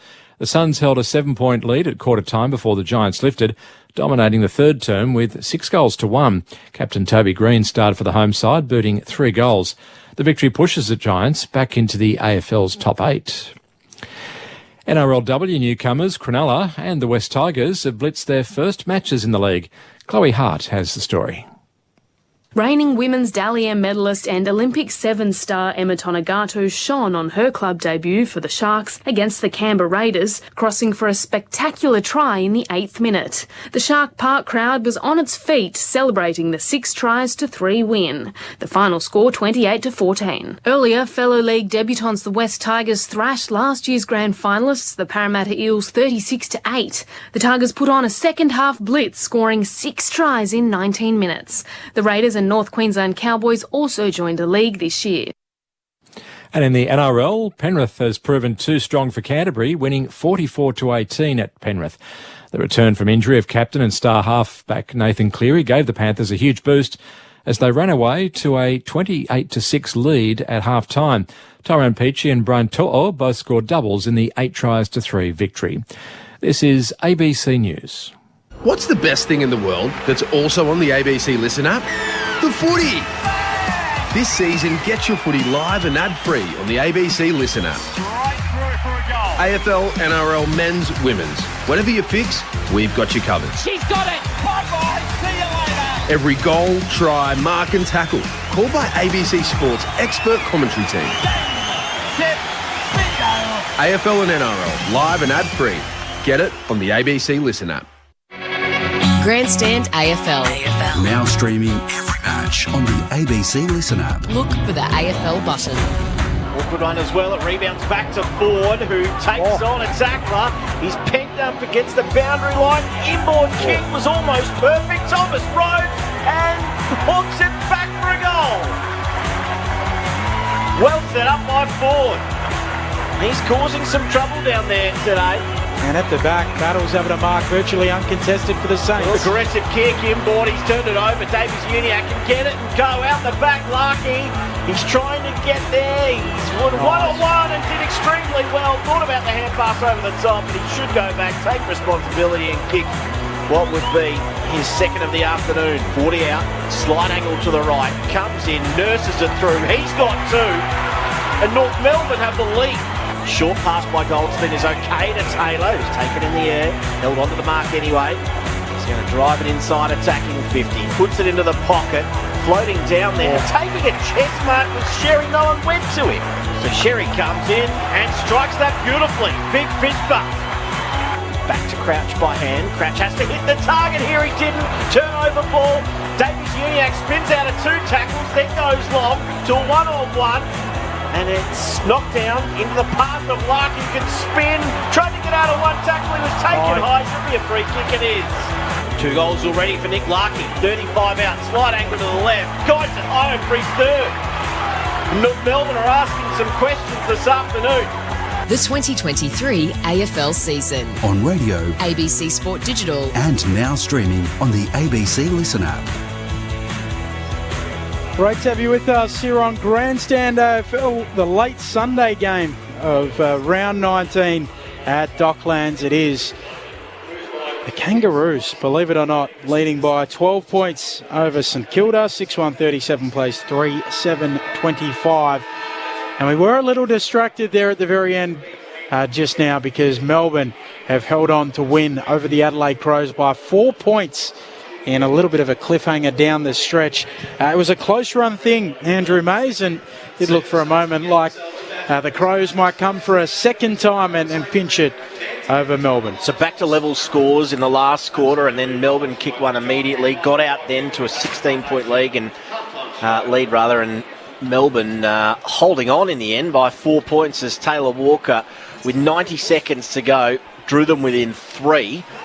Keziah Pickett added an extra behind. Isaac Rankin, the injury concern out of that one, may have done his left hamstring as he went to kick as part of one of the final plays, one of the final forays forward for Adelaide, but they fall just short. So 4 points, a very valuable 4-point win and very valuable 4 points for the D's. Yeah, now they come up against their crosstown rivals, Port Adelaide, coming off 2 losses, Port Adelaide that is, without Rochelle or Rankin, given Rankin's hamstring injury. So that's an interesting one next Saturday night.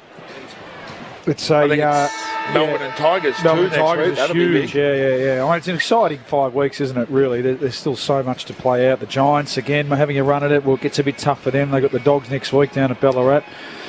So, it's exciting. Obviously, Carlton and Collingwood Friday night. But that was a must-win for Melbourne, just to keep in touch with that, or just to keep that gap, between 4th and 5th, given they've got some tough games coming up as well. Yeah, so they sit clear. Yeah, they sit 4th at the moment on 48 points. The Bulldogs on 40. If you look at the live ladder right now, St Kilda sit 10th.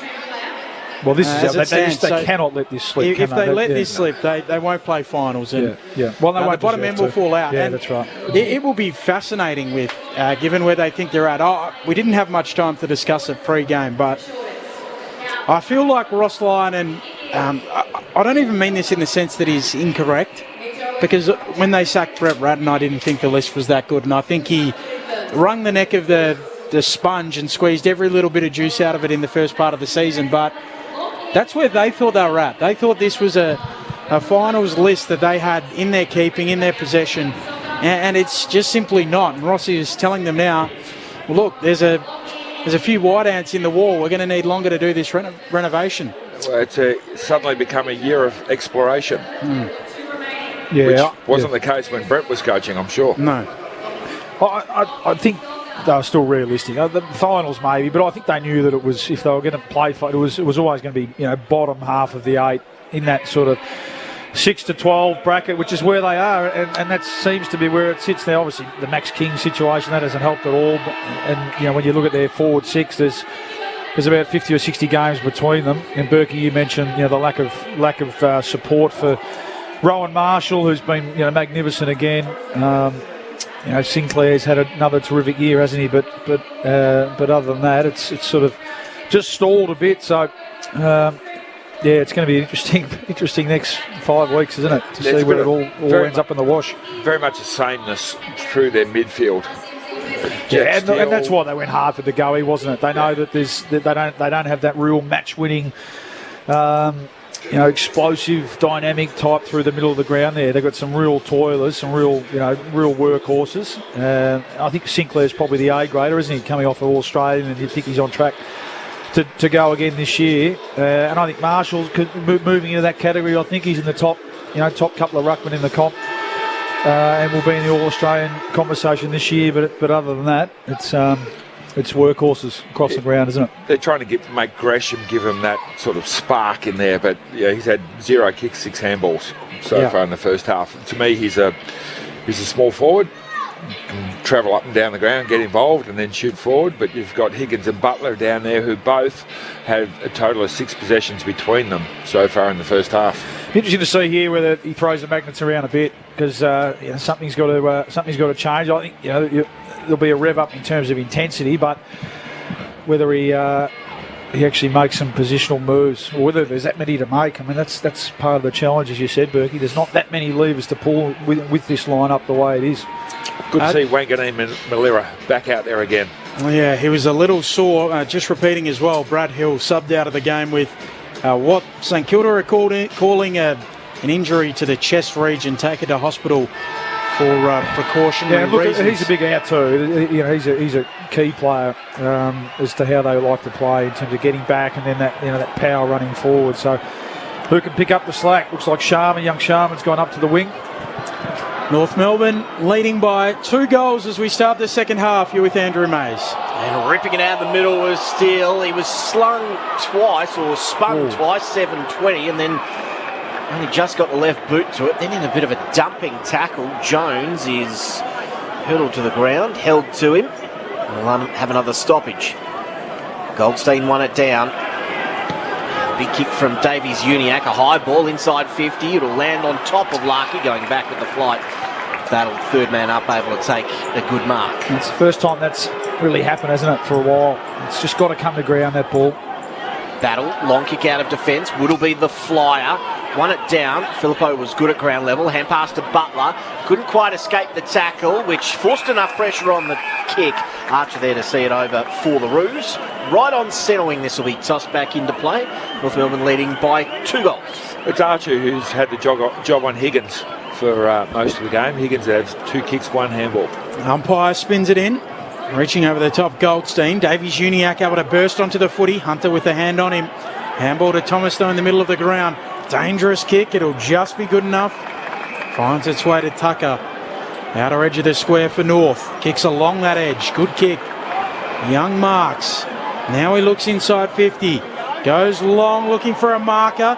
No one able to take it. Spills down to Ford. Snaps on goal and misses. Taran Thomas pleading with him, saying, I was right here. He's in the right spot, though. We spoke about that. If you're a crummer for the Kangas, get in lane 1. That's where it's coming most of the time, with Larky jumping at the ball.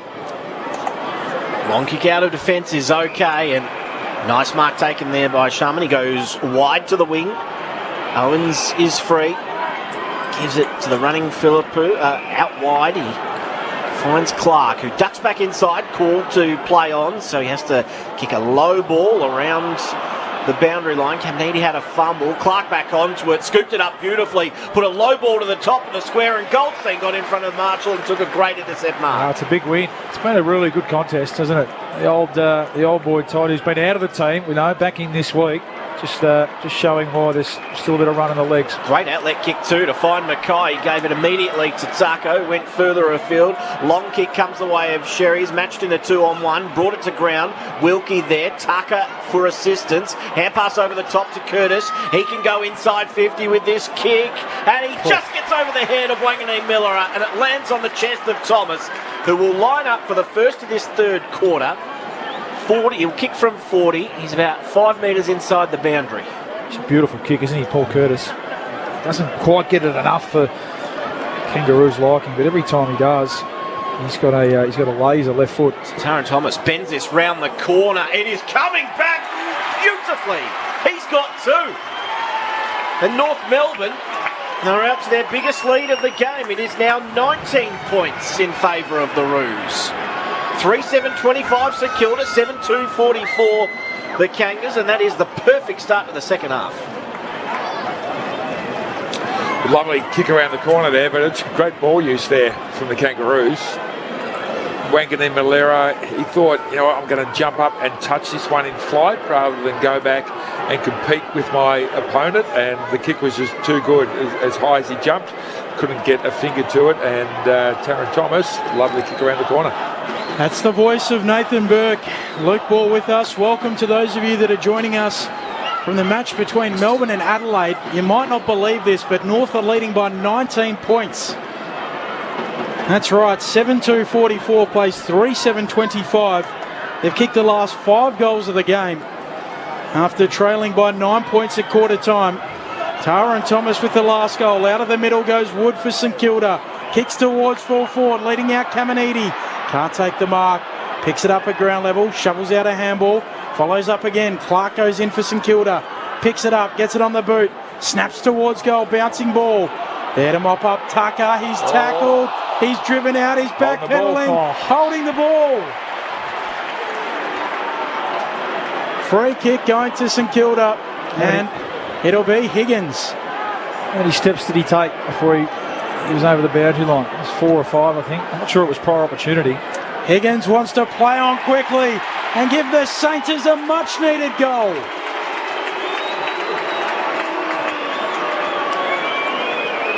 They cut it back to 13 points. Just their 4th major of the afternoon.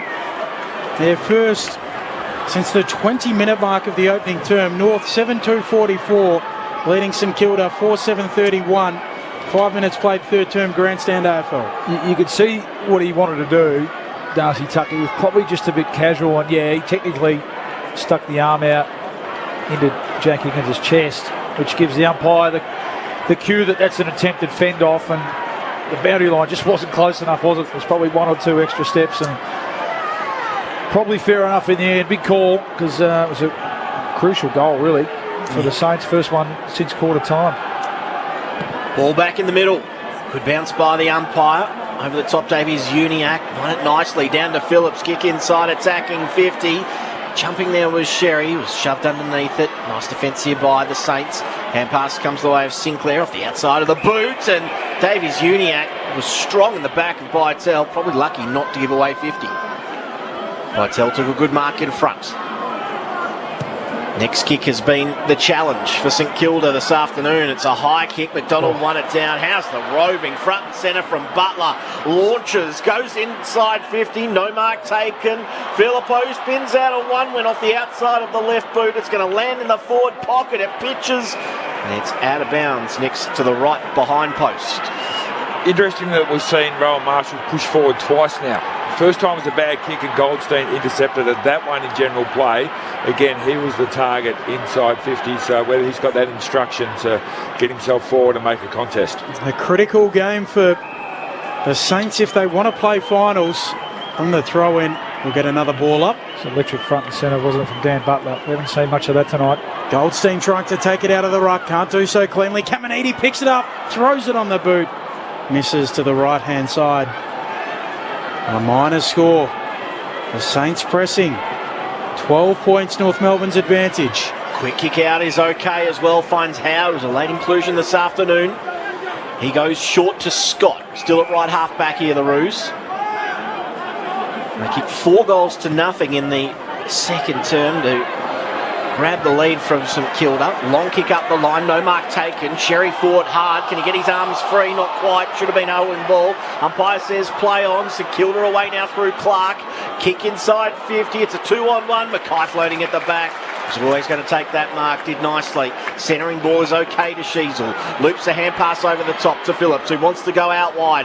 Bit of work here for Goldstein to do. Oh, he did everything but take the mark. He followed up at ground level, though. Almost got it to Harvey, who turned tackler in the end.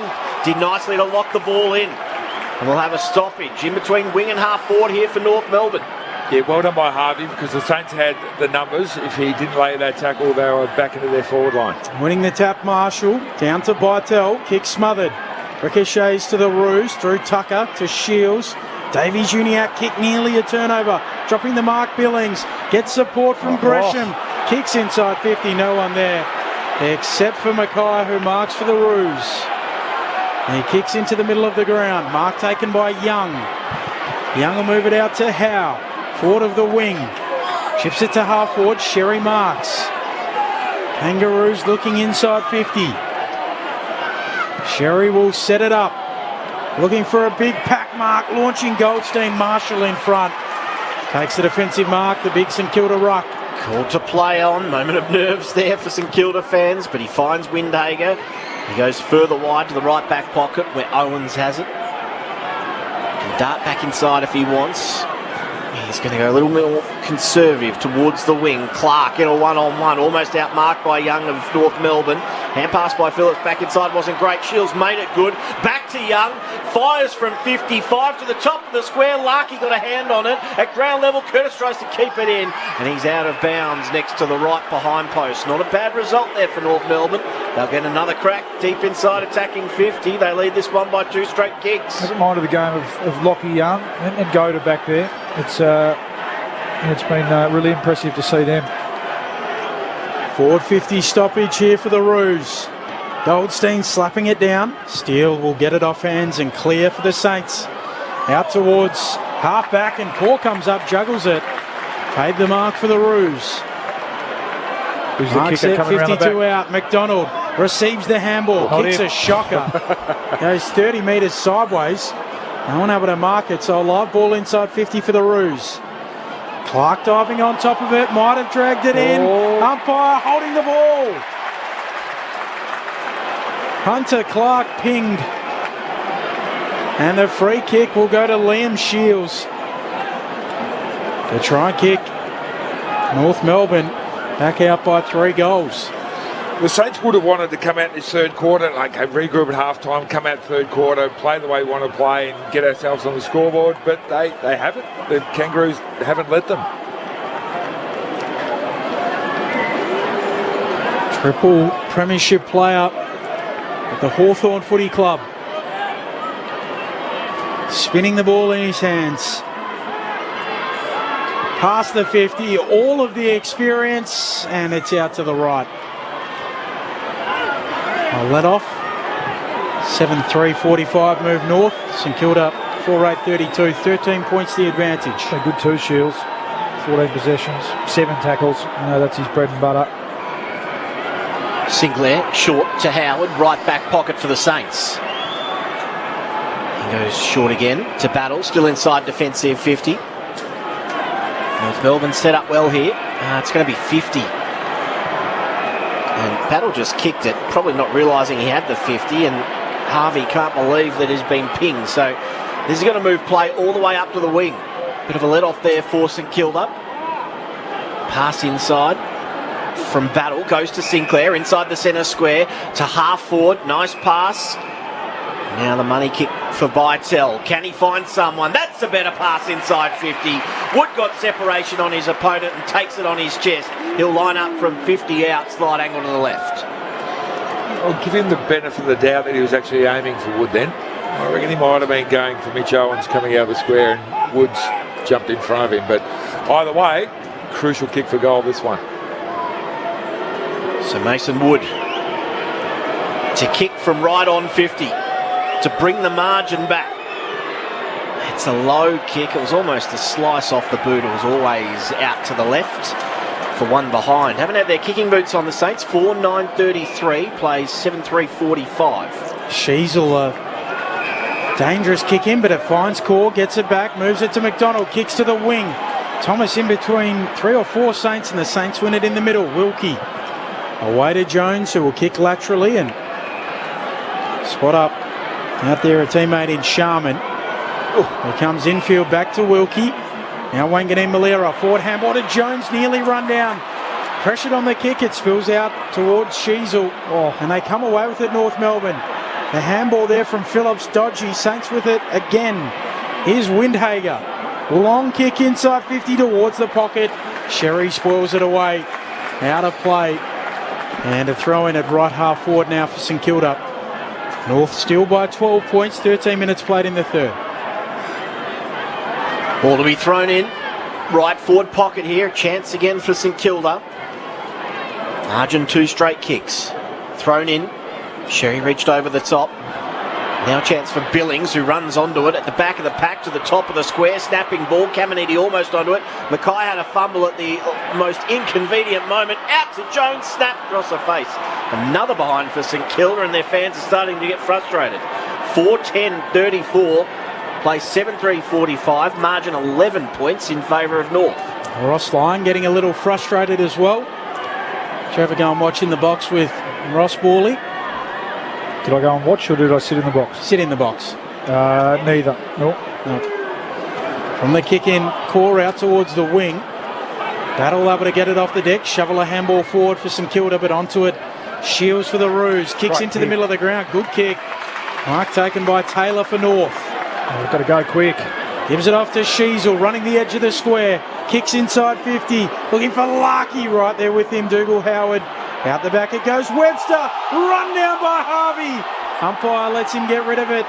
And St Kilda will be able to repel with a kick to the wing from Jones. North fans absolutely spewing over that one. Big spoil coming from McDonald over the top of Butler. He forces the boundary throw in between wing and half forward for the Roos.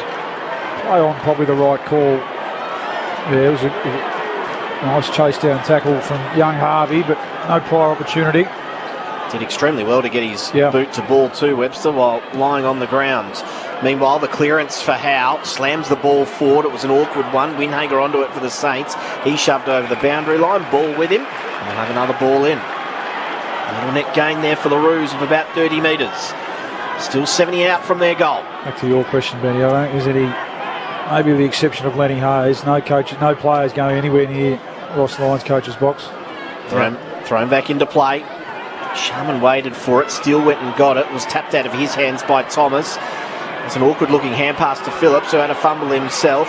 Now Thomas goes back to help, works the 1-2. Phillips tries to spin out of a tackle and might have just dropped his knees and got one high there. So a lucky free kick. Crouch is fuming as he gets to his feet on the mark, and Phillips has it a couple of kicks from goal. Phillips will wheel around. Look inside 50, long kick. Goldstein and Larkey there, massive pack. Spills out the side. Scott Rose dribbles and misses. Just rushed it, didn't he? He could have taken an extra step. Gilt-edged chance there for North. Oh, it's the method though, isn't it? The Saints getting numbers back. They've got great aerial contests, the Kangaroos. Goldstein was down there that time as well. If you're a Kangaroo small forward, get to the spot. You know, it's very predictable. We know where it's going to drop. North by 12. Luke Ball and Nathan Burke, your experts here on Grandstand AFL this afternoon. Big kick from defence, spoiled by Call, looking for the boundary line, and he finds it as well. So they're starting to get a couple of repeat inside 50s here, the Roos. Set up quite well behind the ball. Andrew Mays and Ben Cameron calling the action for you this afternoon. Just Webster on the boundary. Thrown back into play. Sherry works his way to the front. Bursting through was Howe, got boot to ball, but straight into an opponent. Sharman kicked it away from the danger zone. Now onto it, Owens. Gathered it beautifully. Turned inside. Hand pass was good too.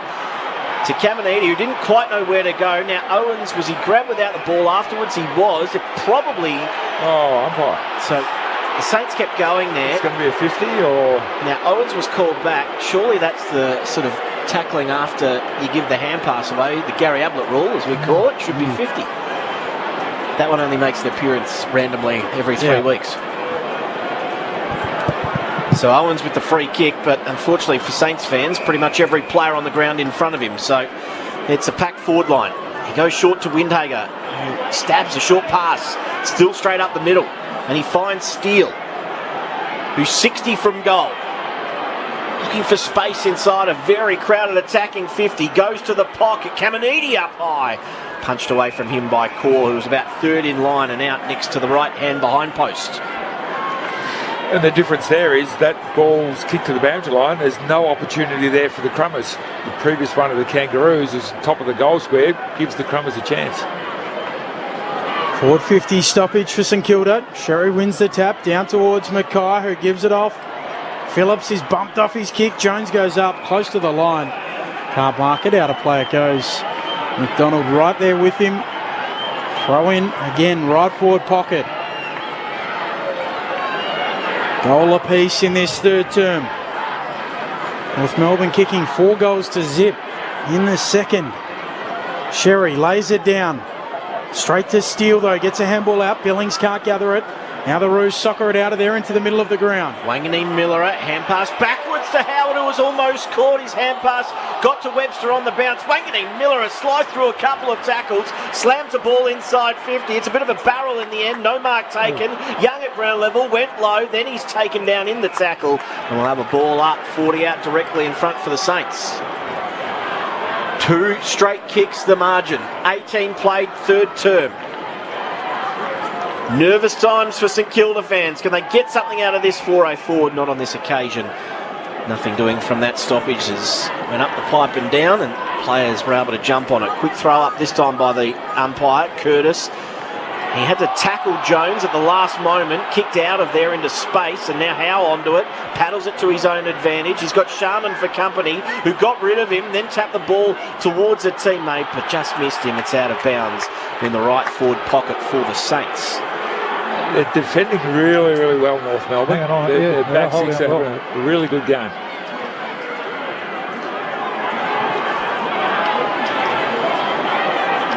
Sherry and Caminiti locking up. Sherry laying it down. Straight to Jones though. Held into him.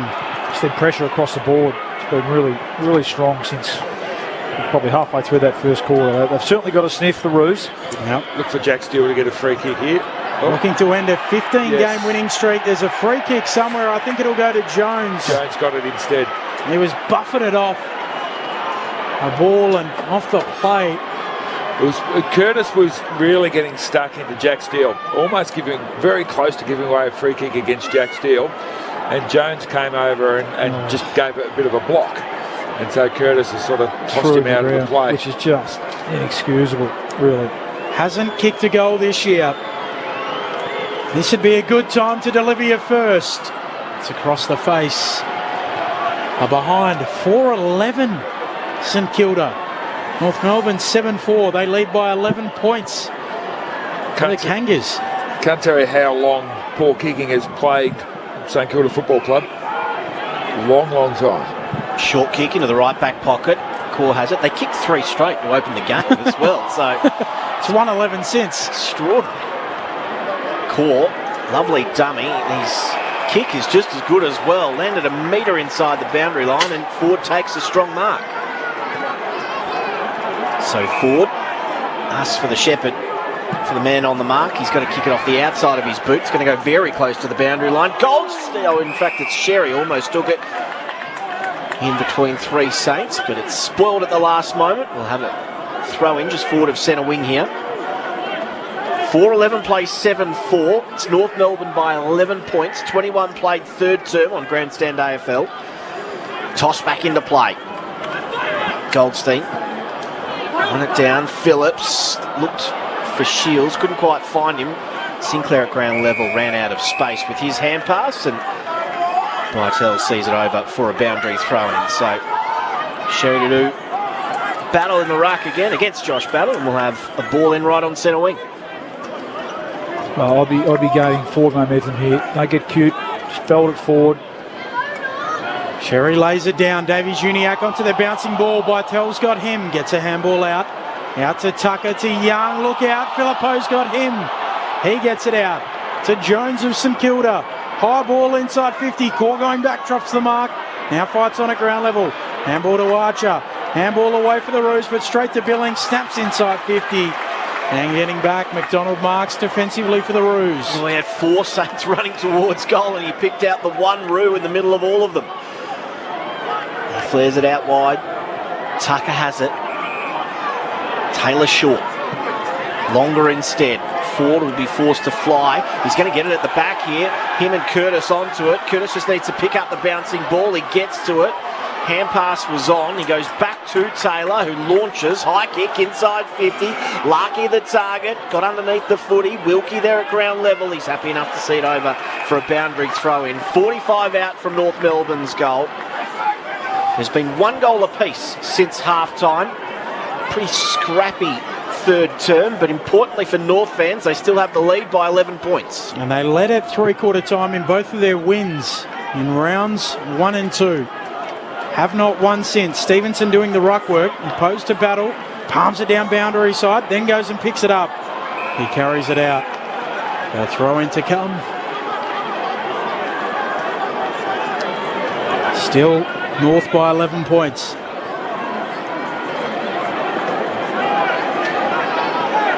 Melbourne and GWS, the winners earlier today. Stevenson in the ruck again. It spills to him. His kick smothered. Bounces to Wilkie. Squeezes out a kick straight to Scott of North. Snaps towards full forward. Larkey not quite nearly. Now Doogie Howard there for the Saints. Able to pick it up and go back to Wanganeen Malira, who will kick towards halfback, looking for Philippo. And getting back, Scott able to fist it out. Jess Webster downstairs. Liam Shields has just gone down the race with a couple of the North Melbourne medical staff. He had a slight limp. It may be a soft tissue injury. No obvious sort of signs of what that might be. So I'll keep an eye on and chase an update. But Liam Shields down in their rooms with the Roos doctors. Thanks, Jess. At the top of 50, ball tossed back into play. Winning it down was Sherry, but no one could rove it for the Roos. Kick up towards the wing. Gresham playing from behind, forced to turn tackler. McDonald got some sort of hand pass out towards Scott, who Dusty Martin's Gresham with a lovely fend. At least got the footy going forward by foot. Tucker, not pretty, slams it inside 50. Lovely hand pass all by 40. Just missed Stevenson on the way through, who spins once, couldn't spin out of the Jones tackle. It's a turnover ball. Now the Saints can rebound off halfback. Looping hand pass over the top to Butler. Butler. Well, I think he might have tried to kick that to himself, and he got around course, still paddling it in front of himself. He's gained about 40 metres, but numbers overwhelm in the end. Sheasel, hand pass further afield to Harvey, to Curtis, and back to Sheasel, and a good hand pass over the top to Howe. Oh, loops a handball over the top, not a good one. Saints have the numbers. They win it back on the wing. Webster, kick infield. Looking for Philippo. He's tackled as soon as he gets it. Davies Uniacke onto the footy. Runs into a dead end. Court holding the ball. There's a blue on the wing. Been going for a good 20 seconds now. You watch the footy, I watch the blue. Yeah, there was one in the Kangaroos forward line too. The heat's gone up. We just get the ball in the hands of some good decision makers here. It's just mistake after mistake. Late in the third quarter, a bit of fatigue kicking in. Opportunities just going begging here for both teams. North by 11. Wanganeen Malira between halfback and the wing for St Kilda. Next goal is big, you feel, for momentum in this game. Short pass to Windhager, back to Wanganeen Miller with no real confidence whatsoever.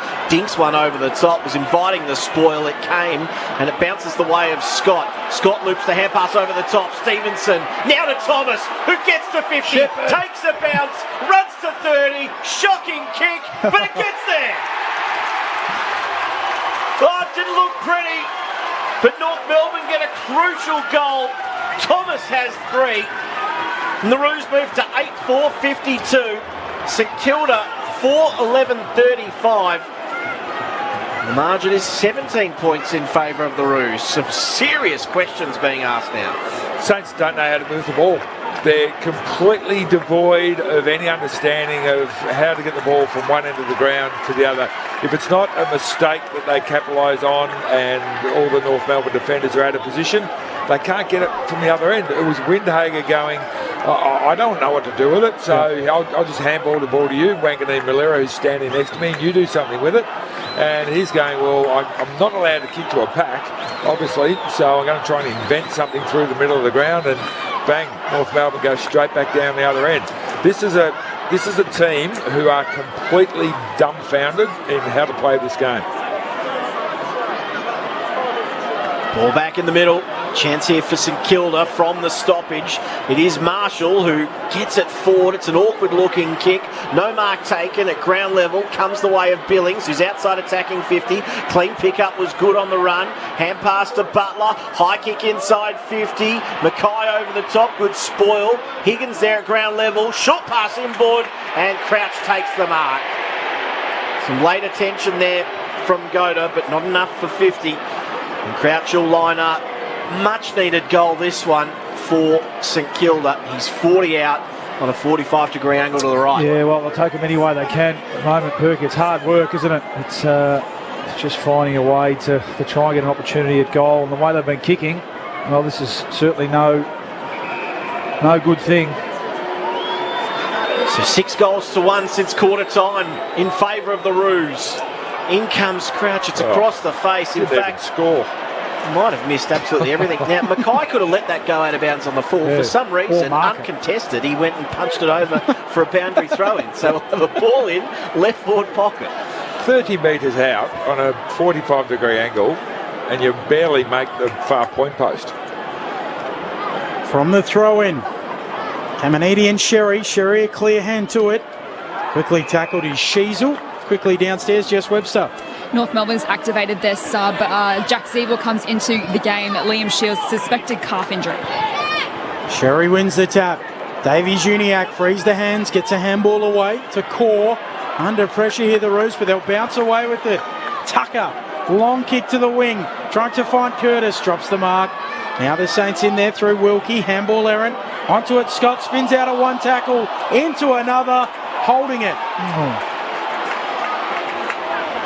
Free kick to the Saints.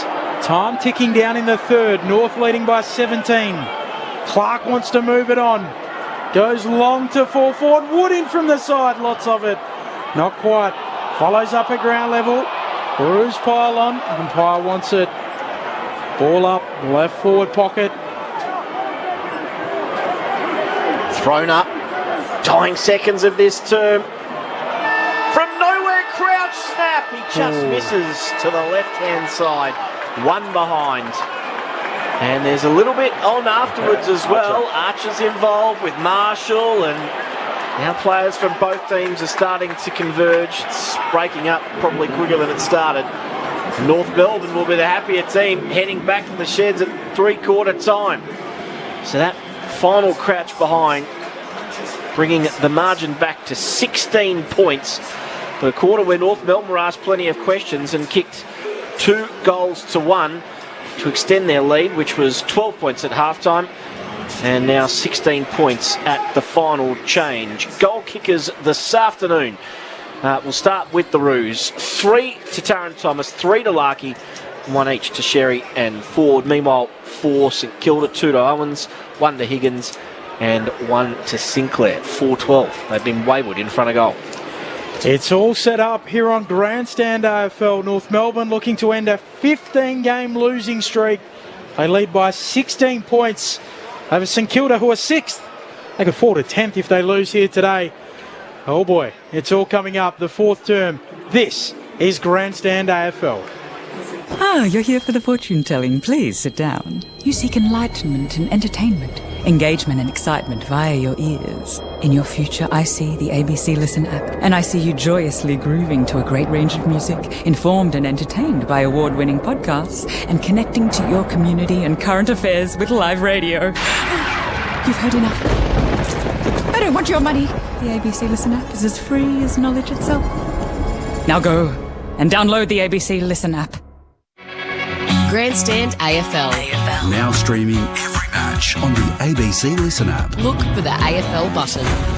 Wilkie there, Tucker for assistance. Hand pass over the top to Curtis. He can go inside 50 with this kick, and he just gets over the head of Wanganeen Miller, and it lands on the chest of Thomas, who will line up for the first of this third quarter.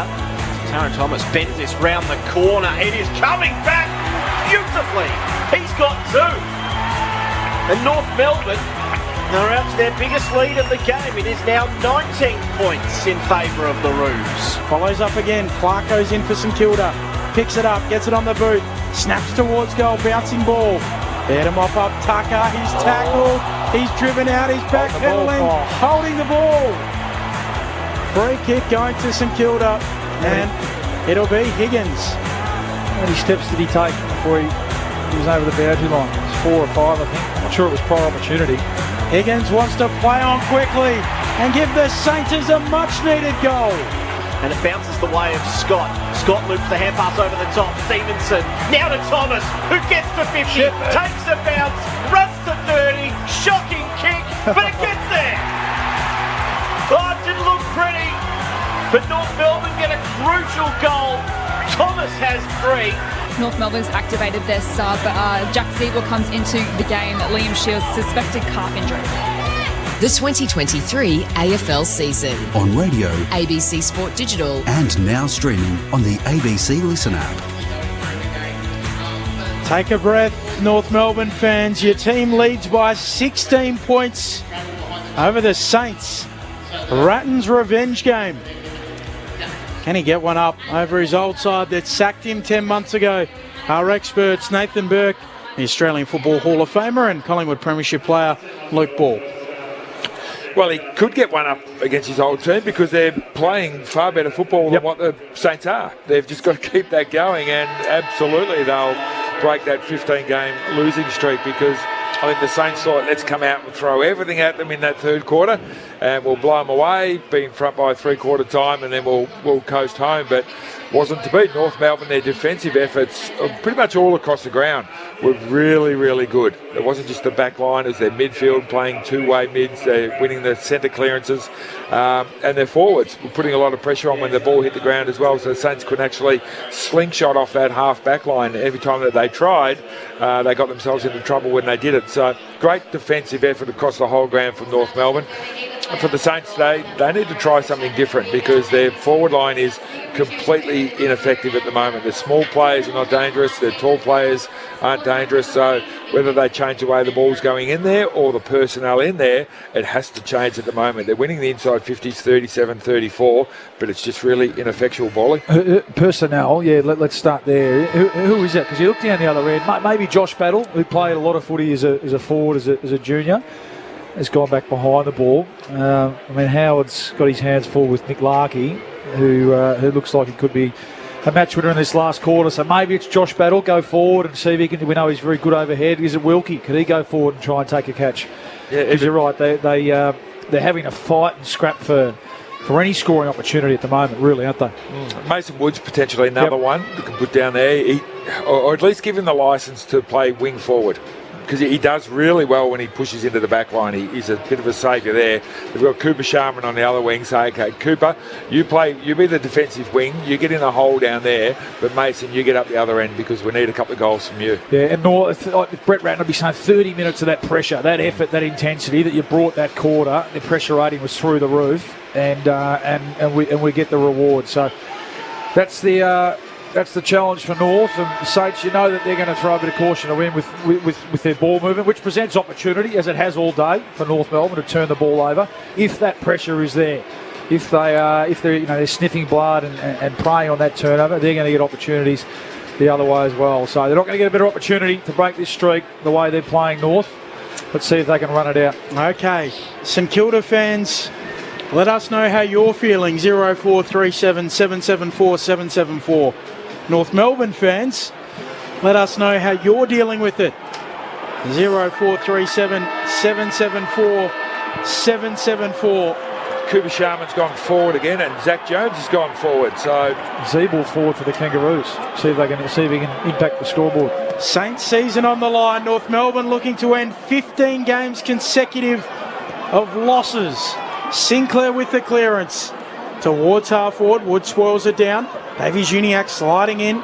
Manages to get out of handball. Falcons Butler spills out towards Sinclair. Steele.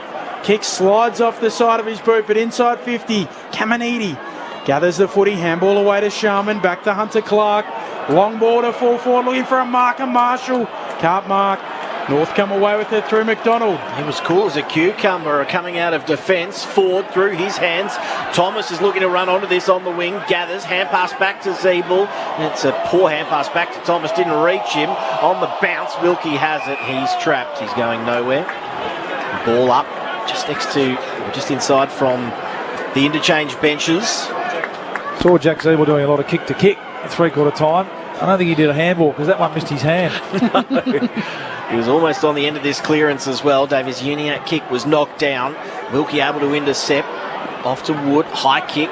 Gathering at ground level was Marshall to Filippo inside 50. Butler was going the other way. Filippo went shallow. A sliding mark taken by McDonald. Scrappy start from McDonald, but he's got better as the game's gone on. He's led the way with all those North defenders. They've really stood up. Rowan Marshall took the first centre bounce and then pushed forward after that kick. Caminiti comes into the ruck. Samuel says, Saints fan, we must get Ben King. This is a joke. I can't take it anymore. It's been a rough 35 years. Well, Ben King had 4 possessions today and no goals, so I'm not sure he's the answer. I mean, he's got a twin brother who we know would be handy out there. Davies Uniacke on the logo. High kick inside 50. Wilkie coming across, can't mark. Loose footy on attacking 50 for North. Trying to hatch an egg there. A St Kilda player at the bottom of the pack. And we'll get a ball up. They lead by 16 points, North. I'm sure North would like to have Zerha and Coleman Jones out there as well. Goldstein down to Phillips. The Sheasley came bursting through. No prior opportunity as he's wrapped up inside the centre square. Palm down by Goldstein to Davies Uniacke. Good tackle by Jones from behind. Umpire says he didn't have prior. We'll have another stoppage inside the centre square. Umpire puts it up. Goldstein opposed to Owens. Wins it down, but Owens goes and gets it. He'll kick on the left towards the attacking edge of the square for Saints. Unable to mark. Spills down in front. Higgins gives it back to Sinclair. Bullet-like pass to a bursting Rowan Marshall, who marks on his chest 40 out plumb in front. Well, how many times we've seen that today? I reckon that's one. A big fella leading forward straight down the ground, and without Sinclair overdoing the handball in the middle of the ground. He didn't try and invent something else. He turned, he faced, he went bang, kicked the ball straight ahead. The Saints need their star ruckman to stand up. The set shot is beautiful off the boot. Can it be a fire starter for the Saints?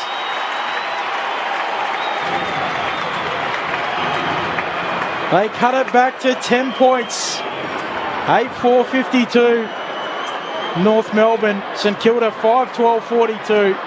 3.5 minutes into this final term on Grandstand AFL. Right, it's a quality that gets it done. Jack Sinclair into the centre bounce. Game needs to be won. He's the A grade. A beautiful kick. And you're right, that's the move. So Marshall, he's going to take the centre bounce, but then go straight forward. Got to risk getting done around the stoppages to try and win it. And it's so far so good with the first goal of the game. It was actually Owens who got the clearance too, as that undersized ruckman against Goldstein. So Owens is staying in at the centre bounce. There you go. So quality around the ball, contested ball winners and good users. It was a beautiful kick from Sinclair. Back within 2 kicks, St Kilda. Marshall turns tackler this time on Thomas, going nowhere from the middle. We'll have another stoppage. Can't go into their shell here, North. They've got to try and score. They're not going to just save the game. Goldstein palms it to Davies Uniacke, to Phillips by hand, out wider still to Scott. Had a fumble, picked it up, was tackled immediately. Umpire circling, and he says, I'll have it, just forward of the wing. Goldstein able to win the tap for Scott. Dumps it on his left boot, floats it inside 50. Bouncing ball for Zeeble. Can't trap it. Out the back. Windhager can. Handball away to battle for St Kilda.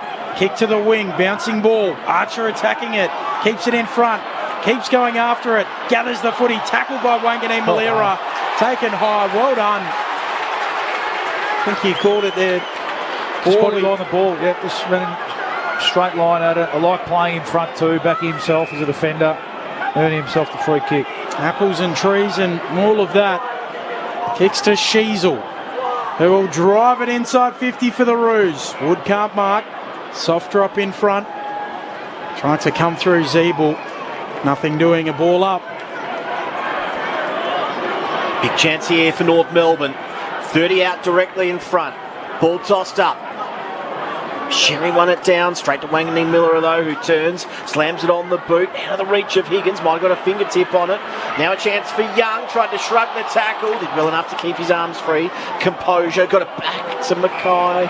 Dicey kick is okay. He finds Core, who took a little while to dispose of it. His short pass was okay, the hand pass coming back wasn't very good to Core, who's got no prior opportunity, held up, and he'll have the ball up on the wing. It's a bad mistake, isn't it, from captain, senior players. Back amongst the scrimmage. Owens clean. Hand pass was good to Crouch. Fires it long. Oh, uncontested in the end. Was Sharman. He didn't turn around quick enough. Had Higgins streaming in towards goal. Sharman will have to take the responsibility on himself and kick from probably 52, 53 metres. Gave a bit of Lockie Young a bit of praise in that third quarter. He was just asleep there. He threw his head back. I don't know what he was doing. He just wasn't watching the ball. And his opponent just ran in. He took an easy, uncontested mark. St Kilda with the only goal of the final term so far. This to make it 2 in a row. It's all the way to the line and it's straight enough. St Kilda back to within 4 points. 6-12-48. Plays North Melbourne 8-4-52. 7 minutes gone, final term. With Cooper Sharman, he spent the third quarter on the wing. It's not really his position. His position is that third tall, floating in. He's pretty good on the ground. He's a pretty good kick for goal, but he can also do this. I think he's a smart player. He's got some skills, but he's got some brains in him as well. So read that one quickly off the boot, certainly faster than his North Melbourne defender. But Mitch Owens has gone into the middle. So what he does is Rowan Marshall takes a centre bounce, shoots forward. Mitch Owens plays as just a midfielder and then instantly into the ruck. And he's got the last 2 clearances that have ended in Saints goals. The Saints are coming. Finally. I wouldn't say fashionably late to this match here today. Sinclair wins it at ground level. Handball a turnover. Thomas and the Roos back the other way to Davies Uniacke on the burst from 50. Just sneaks it through for a minor score. Roos by 5. 8 minutes into the fourth. Kick out is okay. Webster takes the mark from Wilkie. Webster out wide. Back pocket. Battle backing back. Takes the mark. He's going to go long down the line. High leap from behind. Goda got 2 hands to it. Couldn't complete the mark. Then caught one in the head for his troubles. Sharman's able to wrench it free from the congestion. Kicks it forward. Now Gresham at ground level. He's there with Archer. Holding the man goes to Gresham. Jeez, that was odd. Gresham pokes a ball inside to Windhager. To the top of 50. The mark's taken by Steele, who would have to kick it his best to get the distance here. He had one from similar distance in the first quarter up the other end and just lobbed it to the top of the square. That's exactly what he does again. Takes a bit off it. Marshall's there and takes a back mark. The big ruckman standing tall when it matters most. And he can kick his second goal of this final term and fire St Kilda back into the lead. Yeah, well, leaders again, and he's the man, Rowan Marshall. I need to have a look at the replay. For the life of me, I've got no idea where was Tom Goldstein. He's standing 20 metres behind him. I mean, I know that he had to know that sort of kick was going to take place. And The most dangerous man was going to be Rowan Marshall. In he comes, 30 out, slight angle, and he's pulled it badly. Gets him off the hook. Gee whiz. One behind. North Melbourne holding on. 10 played, final term. They lead by 4. Pause kick in, just gets to Goda. A right back pocket. Goda will run around and kick out towards the city wing over the back. Windhager, clean pick up for the Saints. Handball to Billings, handball to Battle. Back to Webster. Kicks back inside 50. Sharman crushes the pack. Roving it though is Archer. Ruse back with it. Goda again in the back pocket. Kick partially smothered. And Sinclair sees how out. Throw in 53 around from St Kilda's goal. The Saints fans lifting. Well, a real test here. All the momentum here, the Saints. They're charging. And this young North team stand up. Liam Shields not out there. Who's the leader that can go in and stand up and win the footy? Toss back into play. It was almost a clearance there, but Davies Uniacke steps around the couple and gets out. It's a long kick to the middle. Larkey couldn't take the mark. He recovers best though out the back. The ball just didn't quite sit for him. St Kilda have numbers. Wood turns back into traffic. Just got the hand pass away. Looped over the top by Howard. Good hand pass. He finds Wilkie, who puts it out in front of Wanganeen Miller, who's running through the wing with a bounce. He's bounding down the wing. Takes a second bounce. Looks at his opponent. Taylor says, I can take you on. Might have run too far. Sharman receives it. Kicks into the pocket. Archer, the son of a gun, takes a strong defensive mark. How good is that? Goes back to Goda, who's a little casual, but finds his target. Then Paul Curtis, shocking kick, a turnover, and Steele's there to mark. 45 out, slightly left of centre. The Saints captain can give them the lead. Yesterday we discussed the Hawthorn-Richmond game, and we're saying in the last quarter, of all the stuff Sam Mitchell's trying to teach the young Hawks, he's probably not spending a great deal of time on how to save a game when you're in front. It's how to actually get in front. And to me it looks like North Melbourne are in the same boat. They don't know how to actually save the game because they probably didn't think they're going to be in this position too much. The Saints captain comes in and delivers with nerves of steel. Saints in front for the first time since midway through the second. 7:13:55, plays 8:5:53. 12 minutes into the final term with their season on the line.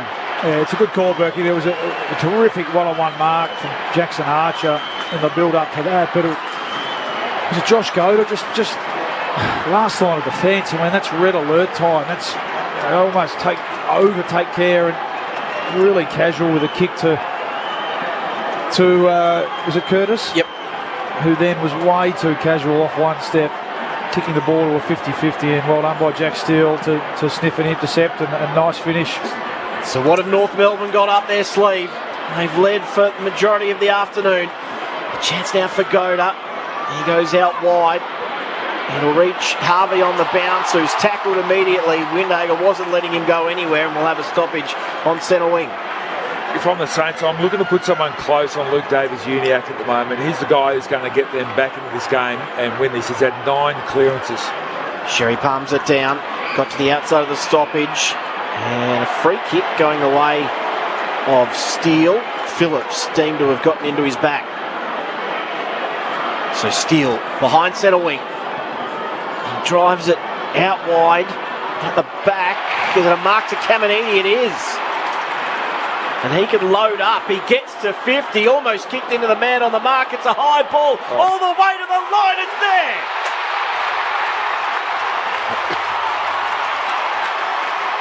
And St Kilda is starting to sniff blood. 8:13:61.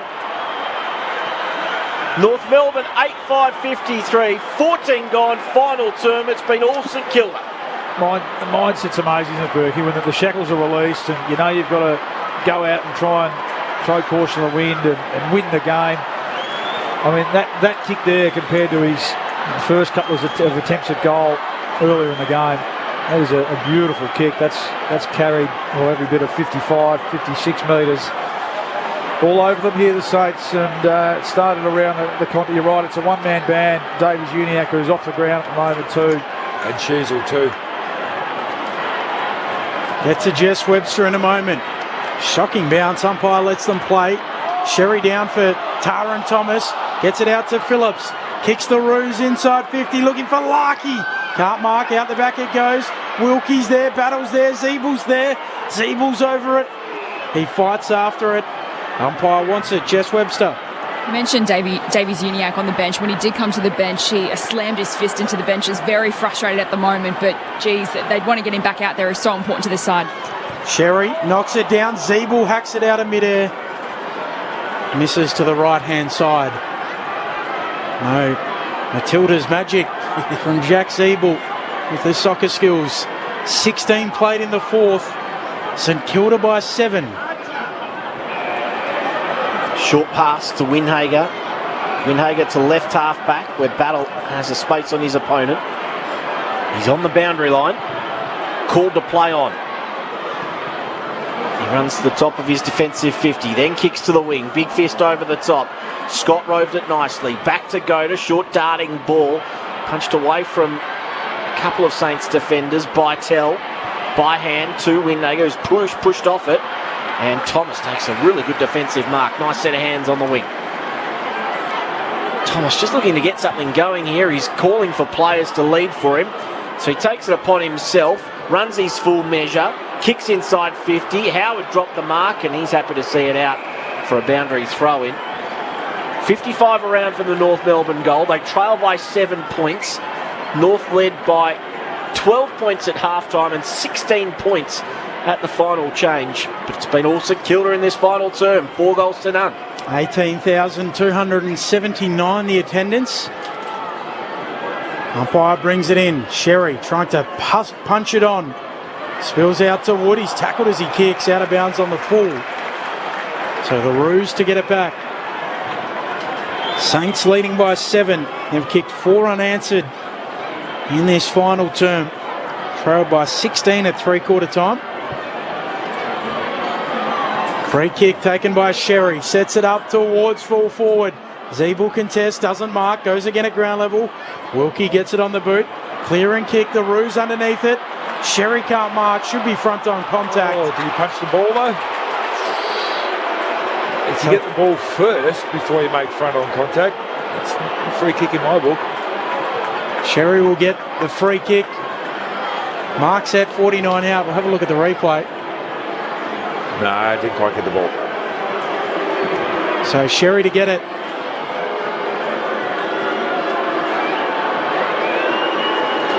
He's watched. He's not keen. The eyes are darting around left to right. Just sets it up towards full forward. Massive pack forms. Marshall puts his fist through it. Punches it away. Caminiti onto it. In the back pocket for St Kilda. Just gets a handball away.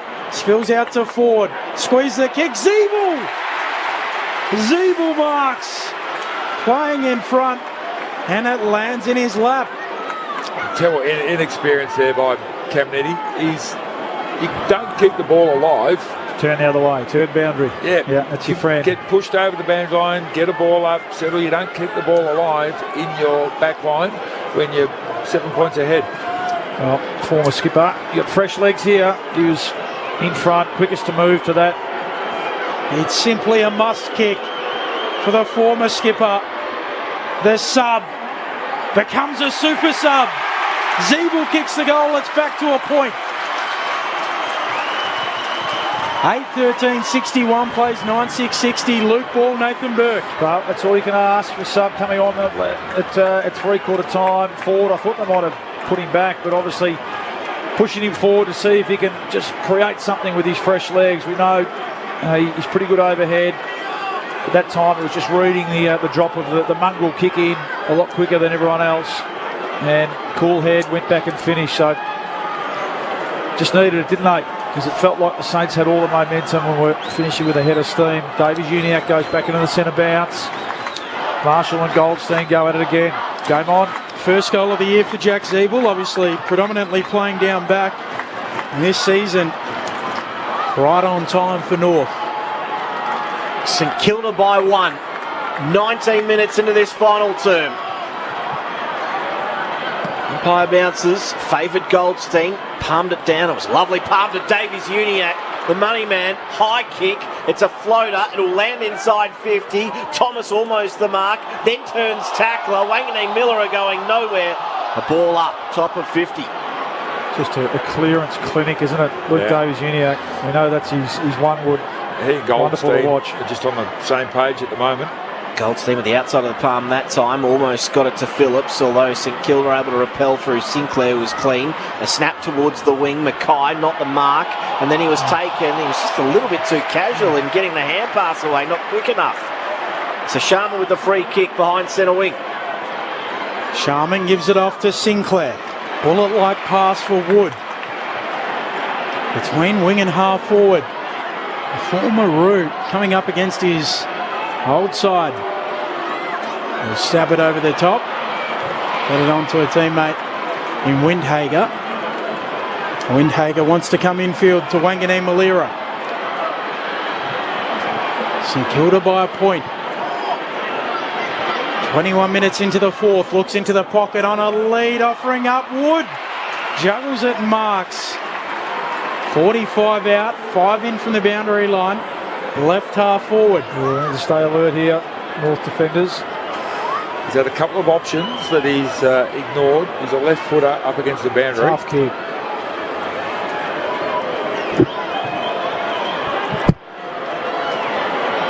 Mason Wood. A little stuttering approach. Pulls his kick towards Marshall. Through the hands of Howe. Loose footy in the pocket. Higgins swoops. His snap goes towards the goal square. Fisted through. On the last line. A goal-saving effort from North and McDonald. St Kilda by 2 points. Have North forgotten how to win? Can they win? Big kick from Sheasel, out of defence. No mark taken at ground level. Working hard was Tucker, ball spilt free. Zeebel's a long way from home. Got the hand pass, went to ground, and now Tucker had to get it out. He did just, but it's gone straight to Crouch, who goes back by hand. Off to Windhager, who's bumped as he kicked it. Inside 50, no mark taken. Gresham tackles once and then twice on call. No prior. A stoppage at the top of the arc. If you want to know how big the next 4.5 minutes are, St Kilda are currently 6th on the AFL ladder. Lose, and they'll be 10th. Marshall knocking it down. It bounces inside 50. Filippo snaps towards Higgins on the burst. Gets a handball away. Gresham's wrapped up. Umpire holds their arms to their chest. Ball up, 30 out from St Kilda's goal. Goldstein knocking it down. Core can't gather. Getting in there. Farming it out. Caminiti onto it though. Luke Davies Uniacke, and he bursts away. Takes a bounce, then looks inboard. It was a bit of a shank of a kick in the end. Almost running too fast for himself. At ground level, the Roos get to work. Taken off, it was Marshall. Free kick. As Davies Uniacke was just about to burst away. Like to see that one. There wasn't much in it either. He milked it nicely, Big Row. Marshall out wide. It's a big win for the Saints. To Windhager back inside, to Wilkie. Still at half back. You just feel like the next goal might be enough for either team. Wilkie out wide. Young, the spoil. And there'll be a throw in between wing and half forward here for St Kilda. 2 points the margin. The Roos haven't won since round 2. That was against Freo in Perth. They were 2-0. They're now 2-15. Goldstein palming it down. Sinclair goes to ground. He gets it back from Wood after going to ground. And the Roos fall on top of Jack Sinclair. A ball up on the city wing of Docklands. Goldstein and Marshall. Marshall trying to hack it out of the ruck. Stevenson trying to get a kick moving forward. Marshall picks it up. Feeds it out to Crouch for the Saints. Forward handball. Away to Steele, who kicks inside 50. Launching out at Sharman. Doesn't take the mark. At the full Gresham to Sinclair to Filippo. Tackled by McDonald. Good important tackle for the Roos. Ball up. 30 out from the Saints goal. 25 minutes into the fourth. They lead by 2. There is still time. Thrown up. Caminiti won it down. And now Sinclair tries to emerge, just got the hand pass away to Crouch, who took on the tackle, caught holding the ball. Now North Melbourne's chance. Stevenson gets it, breaks one tackle, he's into the centre square. Scott, a kick to centre half forward. Big mark. Wilkie, huge 3 mark. Deep, comes in and takes it. Now flares it out wide to Wood on the wing. Does he go or he stop? He stops. Kicks over the top. He's got a free player on. Higgins just happy to soak up a few seconds, turns around, fires it deep. Mackay, third in line, spoil, go to take it. Did he spin out of a tackle into another? He did, but it wasn't holding the ball. They've played similar today, but I think that's fair enough. Fair enough. No prior on that occasion. Ball up deep inside St Kilda's forward line. They're trying to hang on. They lead by 2. He definitely spun out of trouble. Goldstein takes it out of the ruck, gives it to Cork, kick smothered. Ricochet still in play. Goda soccers it out inadvertently. And a throw in the left forward pocket. There's plenty of time, Roos fans. 26 minutes into the fourth term. Is there a goal in it though? Umpire brings it in. Goldstein shovels it down in front. Steele able to pick it up. Now does so again. Crouch trying to burst through. Loses it in the tackle. Spills out. Higgins snaps. He misses. Minor score. Saints by 3. Roos with the ball and a kick in. Harry Shoes all in good hands. And he's thought about taking a bounce. He's going to go wide instead, looking for Curtis. Webster over the back. Big fist. 5 rows back. Ball in to take place. 70 around from St Kilda's goal. The last time St Kilda came back from 16 points or more down at three-quarter time, 2018, down 31 against the Suns at Carrara. 27 gone, final term. Jones wins the clearance, tumbles the ball inside 50. 1 goal here will be enough. Owens, can he keep his feet? It was a great hand pass. Higgins off the ground, bouncing, and sneaks home. Higgins fires home the winner. The umpire's checking. We're going upstairs to check. Did he hit the post or did he come off his foot? I wonder what he's checking. So the most important person at the moment is the man with the button in the arc. He's missed it. No, it's gone. Is it gone shin toe? Yeah. Yep, shin toe. Shin's a kick anyway, isn't it? Shin toe and missed the flailing hand coming across both. Somehow missed McDonald's hand. What was the soft call? Was it a goal? Goal. It was. Okay. Well, that won't be overruled. He hasn't touched it, McDonald, has he? No, there's it's no hit the way. boot afterwards anyway. Yeah. There's no way on that evidence he could overturn it. They're still checking here, so having a think. Stranger things have happened.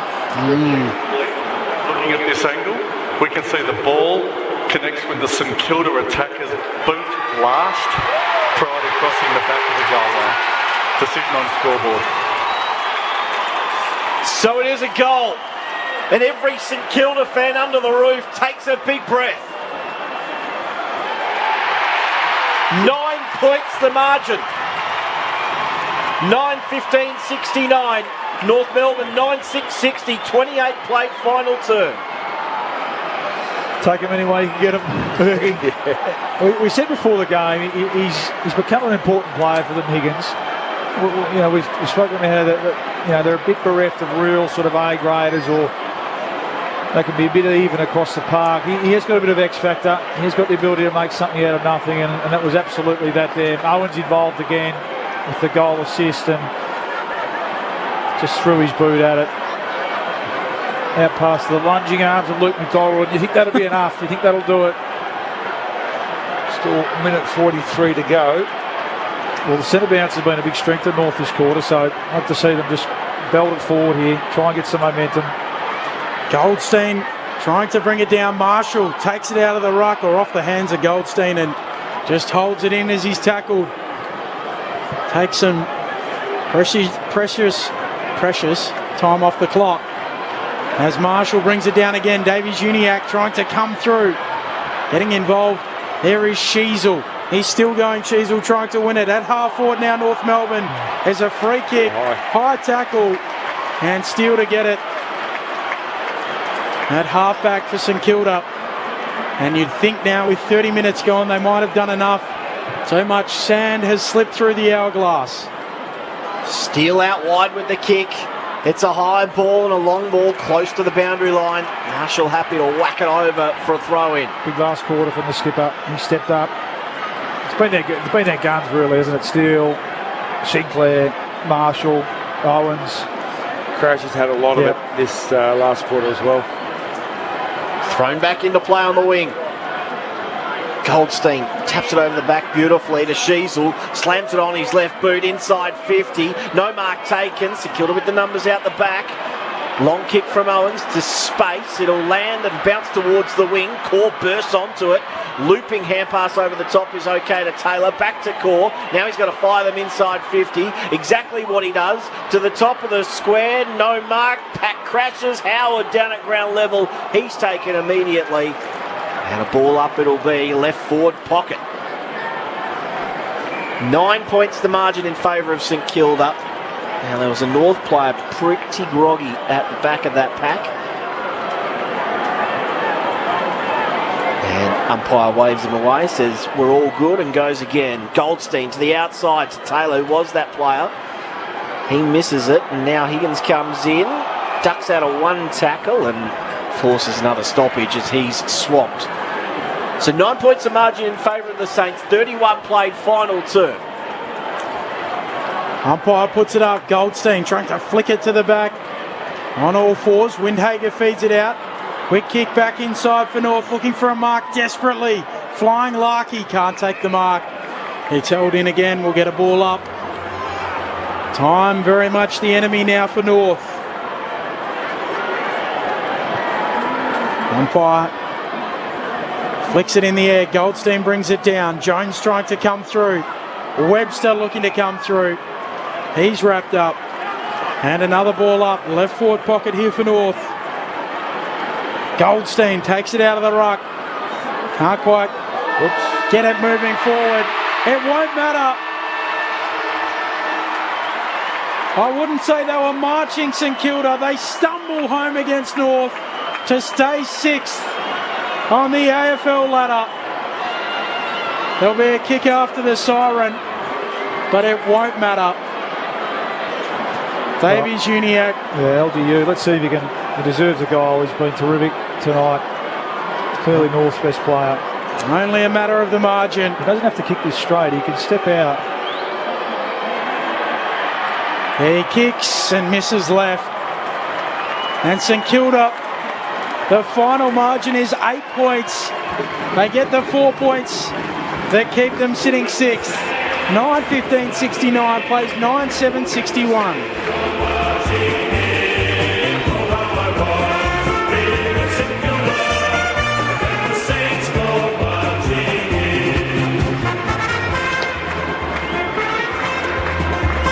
So they had to storm home, the Saints.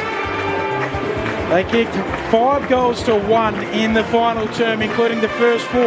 They trailed by 16 points at three-quarter time before they won by 8.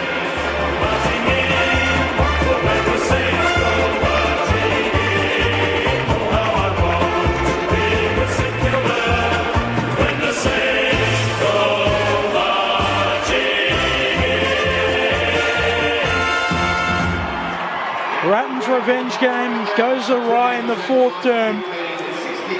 St Kilda come from 16 points or more down at three-quarter time for the first time since 2018. And they keep their season alive in many ways. They would have slipped to 10th had they lost here today. Instead, they remain in 6th spot. And Jack Steele, what a final term from their captain. 30 disposals, only the second time this season he's had 30 or more. He finished with 33. I'd like to know how many of those came in the final term. So Jack Steele in the final quarter. Well, let me click on that for now. But we will have a chat to Jack Steele very shortly. Nathan Burke, Luke Ball, how did you see it? Well, boy, the Saints were very lucky to get home. They played terrible footy for 3 quarters, and North Melbourne were far the better team. But in the end, I think it's a case of one team not knowing how to actually hold on to a lead and how to finish off a game, and the other one just being desperate, understanding that their season's on the line. And it wasn't pretty football from the Saints, but it was pressure football. They got the ball to dangerous positions, and a couple of young fellas sort of made things happen. And when you actually throw everything, sometimes it comes off, sometimes it doesn't come off, and it came off for the Saints in that last quarter. But certainly in terms of the style of the football the Saints are playing, even if they do scrape into that final bit in September, they're not going to be there for very long. No, agree. Yeah, North are brave. Yeah, certainly from probably halfway through that first quarter, really they took it up to them. I thought their pressure and effort around the ball all across the ground was terrific, right across the day. And in the end, you're right. It was probably just the class and a few little tweaks. If Marshall taking the centre bounce and pushing forward, you were calling for it in that second half, just to try and give them a different look forward to the ball. He had a big impact, as we said. The senior players, and there's clearly a big gap in experience. Crouch and Steele in the middle of the ground, Sinclair with 3 who took over in that last quarter. Owens did his bit as well, and then they just fought and scratched their way to a winning score in the end. They won't be under any illusions. There's plenty of work left to do. I think they're back here next week against the Hawks, who on form would possibly go, well, it'd be pretty tight, I reckon. They'd certainly be pretty confident, the Hawks, coming into this game. So plenty to work on from the Saints. And unfortunately for the Kangaroos, that losing streak extends. At 3/4 time, it's obviously clearly the best position they've been in to break that streak for a while. And I wouldn't say they necessarily ran out of gas. They kept going. Davies Uniacke was great. They kept, even up until that last play, Sheasel, running through the contest, and I thought Taron Thomas was pretty good as well. So their young talent stood up, but in the end, they just didn't have the cool enough head to be able to execute when it was needed. Not sure about the song choice. We're getting emotional with Robbie Williams now after the St Kilda win, but never not a good time for Robbie, is there? Really? No. Is it because of the sort of Angels and Saints? Interesting. I think it's sort of tangential, isn't it? Yeah. But nevertheless, I said it on the siren. They did march home in some ways in the final term, but overall it was a bit of a staggering, stumbling, bumbling performance from the Saints. Yeah, and look, I don't want to toot my trumpet too much. Well, I tipped this one again, Benny. Yeah, I think we'll go to the tape, and I did say the Saints will have to come home late after my miraculous call yesterday. You're in good form. Something similar. I'm not only picking the winner, I'm actually picking the style. The style of the win. But, Saints supporters, I'm tipping the first 3 quarters, their social media amongst the supporter sites would have been rather scathing, to say the least, but they'll be happy now going home with our 4 points. And poor old Brett Ratton, he's 8 points away from sitting back enjoying his red wine tonight. Imagine him sitting back going, yep, we won that game, and this tastes really good, but wasn't to be. But he had them playing some really good inspired football for 3 quarters. It would have been really nice, I'm sure, for Rats to end St Kilda's season, given they gave him the lemonade and at the back end of last year. Where has it gone awry for St Kilda? First part of the season, they were playing so well, and we thought, look, this team is incredibly disciplined, they're getting everything they can out of the list, but they're clearly not that right now. Even if they play sit 6, they're in life and death with a team that's on a 15-game losing streak and looked a mile off it against Hawthorn last week. To me, their start was their defensive pressure, and their restricting of the other teams was phenomenal. Sorry, Berkey, I've given you a hospital hand pass there. We'll go into the rooms. We'll continue that thought. Yep. Jess Webster's downstairs. I think relief is the overwhelming emotion down here in the Saints rooms. The players have just filed in now, led by skipper Jack Steele. He was so crucial in that last quarter. They had to kick 5 goals to 1 to get over the line by 8 points. A big win to the Saints. They keep their place in the top 8. Here's the song. Go marching in! Oh, when the Saints go marching in! Oh, how I want to be in St Kilda! Oh, when the Saints go marching in! Oh, when the Saints! Oh, when the Saints go marching in! Go marching marching in. Oh, how I want to be in St Kilda. Oh, when the Saints go marching in. Woo! Another Berkey prediction has come true, boys. We hope to speak to the skipper, Jack Seal, in a few moments. Yeah, just going back onto that point, their defensive structures and pressure was phenomenal. It's probably one of the best we've ever seen, and that's just fallen away. Whether that's young players, it's a really, really tough way to play the game, playing like that, and whether they're just not able to play that way or they've gone away from it and they've started to get their hands on the footy more and they're concentrating more on that, I don't know. But it's certainly a different look, style of team from what was in that first five, six rounds. Yeah, that was still conjuring up ways to kick scores. I mean, Max King, we didn't see him for the first half of the year, so it was Owens, Caminiti, they found one in him a little bit, and then Butler, who's just fallen off a bit. It's a pretty hard position to play, that small forward role. We know Higgins, back into the side today, who has a real impact in them winning. Yeah, you're right. It was a build on defence, and not just defence is in the back six. I mean, Wilkie's another one who was probably in all Australian form in the first half of the year. But it was their running power too. So it was really playing to their strengths. And you picture Mason Wood, career best form the first half of the year, Brad Hill, Sinclair, these guys, really working back hard to support their defence in the air in particular, and then releasing hard forward and scoring on the turnover, and that's just come off a little bit as well. So a combination of personnel and that's a pretty hard style of footy to play, to maintain across a long season. So I think we're talking about them like they're fallen right out of the action. They're on the grid, aren't they? What are they, 6? Did you say, Penny? So it's still theirs to lose. Possessions, 9/10, and it's still in their hands. They're back here with another really winnable game next week, and then it gets tough for the last month. But they've got probably this week and next to try and tinker with their game where they need to get some confidence back. Probably more in the way they move the ball, I think. I think they're still reasonably hard to score against. We saw that again tonight, and they've restricted North under the roof to 9-7.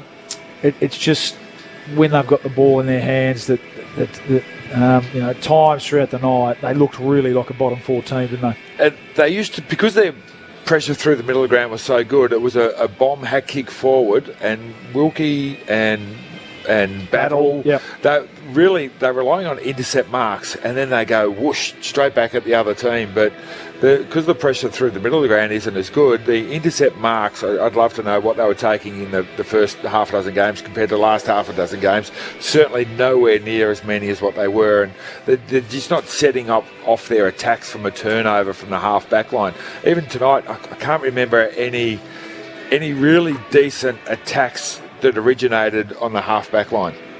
That's what most, you look at Collingwood, look at Port Adelaide, they attack from that part of the ground. The Saints don't. Yeah, they do. Yeah, and they attack with efficiency too. Like, they're so predictable. They run in waves, so even if they get in trouble, it's bang, and they put it on a teammate's chest. So many times tonight through that middle of the game, there were opportunities to attack off the turnover, and it was a sloppy handball or just a pop kick that didn't capitalise, and we know that's the difference between the best teams and those that are trying to bridge the gap. And you have a look at last night's game and Brisbane at the moment as well, and those top 4 teams. That's what they're able to do so well with such efficiency. So with all the others, it's really hard work to score, isn't it? There's no sort of easy walking goals at the moment for the Saints. They're having to really scrap. Even that last goal, it comes off his shin basically. He dives at it to get it through. It's hard work. So, but they know that they're under no illusions that's the area of the game they need to try and tune up if they're going to keep, if they're going to have a run at this last 5 weeks and play finals footy. So if they were playing a final tomorrow against GWS, are they winning? Interesting. I mean, at the moment on form, they certainly wouldn't. They'd go in as underdogs. The Giants have won 6 in a row and are playing, terrific footy. They're tough. They're hard around the contest. They're defending well, and they've been freed up a bit under Adam Kingsley with their ball movement. So, here under the roof, the Saints will always back themselves in. But at the moment, there's a fair few teams going a lot better than them. And we'll see. So the Hawks, I said, isn't the Hawks next week? I mean, save for that last 20 minutes yesterday, the Hawks are in pretty good form at the moment. So, they're another side who, as you said, Berkey, are just struggling with that last bit of the game in executing the game and playing it right out. But the Hawks' best footy at the moment is better than the Saints. Yeah, absolutely. So, do you think they'd win that final, Berkey? No. You don't think they would? No. No, not with the way they're playing at the moment. So, what's fixable in it? From a ball movement point of view, especially. Yeah, that's where my mind went straight to. How can they move the ball more efficiently? One is when the first player out of congestion, kick the ball. Don't actually do another handball and then another sloppy one. So first player out, kick the ball. Figure out how to get their numbers back across the half-back line and attack from there, which stretches the game out, opens up the space in front of you, and then away you go, and you can use the corridor a little bit more. They tried to use the corridor in that first quarter, but they were just sloppy in the way they were doing it. So cut out the sloppiness, cut out the overuse of the footy. They were on track for 450 possessions. They ended up with 395. So they're about 70 possessions or 80 possessions more than North Melbourne had, and went inside 50 pretty much the same amount of time. So they're just overusing the ball and absolving themselves of responsibility by kicking the ball to people just outside on the boundary line. I can't do anything with it, so I'll kick it outside. Then the other team are going fantastic because that makes it easier to defend. And that's a couple for me. Don't overuse it. Don't take the ball to spots where you can't score from, and get some numbers on the half-back line and shoot off there. Sorry, mate. Because I'm just thinking, I'm looking at their squad. They're going to have to keep persisting with the personnel. There's not a lot of moves on the chessboard that they can make there. So you can't buy experience. And regardless of how it plays out, the year that Caminiti's had, they found one there. We know Owens is just going to keep getting better and better. I don't think they've ruled out King, have they? Or have they for the season? No. But it'd be a big risk, and you couldn't rely on too much output from him other than to be a big tall body, as we know, to create a contest. So Marshall's just been magnificent this year. Again, we're looking down. I think Tom Campbell running laps to the ground with Liam Stocker, who went out today. So there's not a heap in the shed for them to be able to pull too many levers from a selection standpoint. I liked Marshall taking the ruck and going forward, but against a strong midfield group and a good ruckman, you don't want to be exposing Mitch Owens and who else went up at one stage? Caminiti went up, Sharman to good ruckman. And those top four ruckmen have got strong backups as well. So that's not a sustainable. I thought it worked well today. It was good coaching, in terms of how are we going to find a goal to win? We couldn't buy one in the first through that middle part of the game, and sure enough, Marshall centre bounce and then pushes forward and gets laced out and kicks one and should have kicked the second. So, but I'm not sure how much more you can ask of Big Rowan. He's giving everything. So, not a heap of levers to pull from a selection point of view. I think, to Berkey's point, they just need to keep working at their ball movement and sometimes just not overthinking it, perhaps. Well, I think the interesting question now becomes, and we're going to speak to Jack Steele in a moment, but where are they at? So they sacked Brett Rutten because seemingly they think they've got a list that's worthy of playing finals. They go out 8-3 and then lose or come home in 3-8, I think it was last year. And then decide to bring in Ross Lyon because they think the list has more in it. So where are they at? Is this a list that should be playing finals? Is it a list that is overachieving by sitting sixth? Because the worst thing you can do in footy is misinterpret where your list is at, and you can get caught in that mid-table treadmill. Their list to me is 6-12. Which is about where they would have dropped if they'd lost. Yeah, agree. That's where their list is. That's the reality.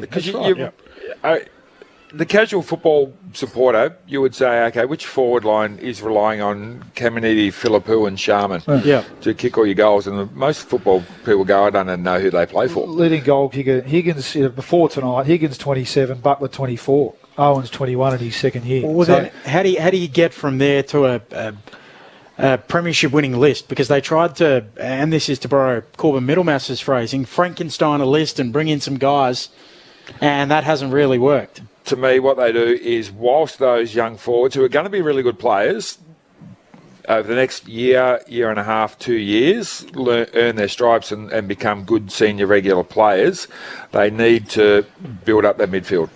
They need to get some dynamism in that midfield whilst those young fellas are getting their experience up. So I think they're thinking that'll be Philippou in time, that he's got the Bontempelli sort of trajectory, hopefully, for Saints supporters as a high Owens pick. Too. And Owens is another one, and Wangaleen Miller, from the back half as well, maybe through the wing, and he can push through the middle of the ground. They're the sort of top end, which probably, over time they need to go past.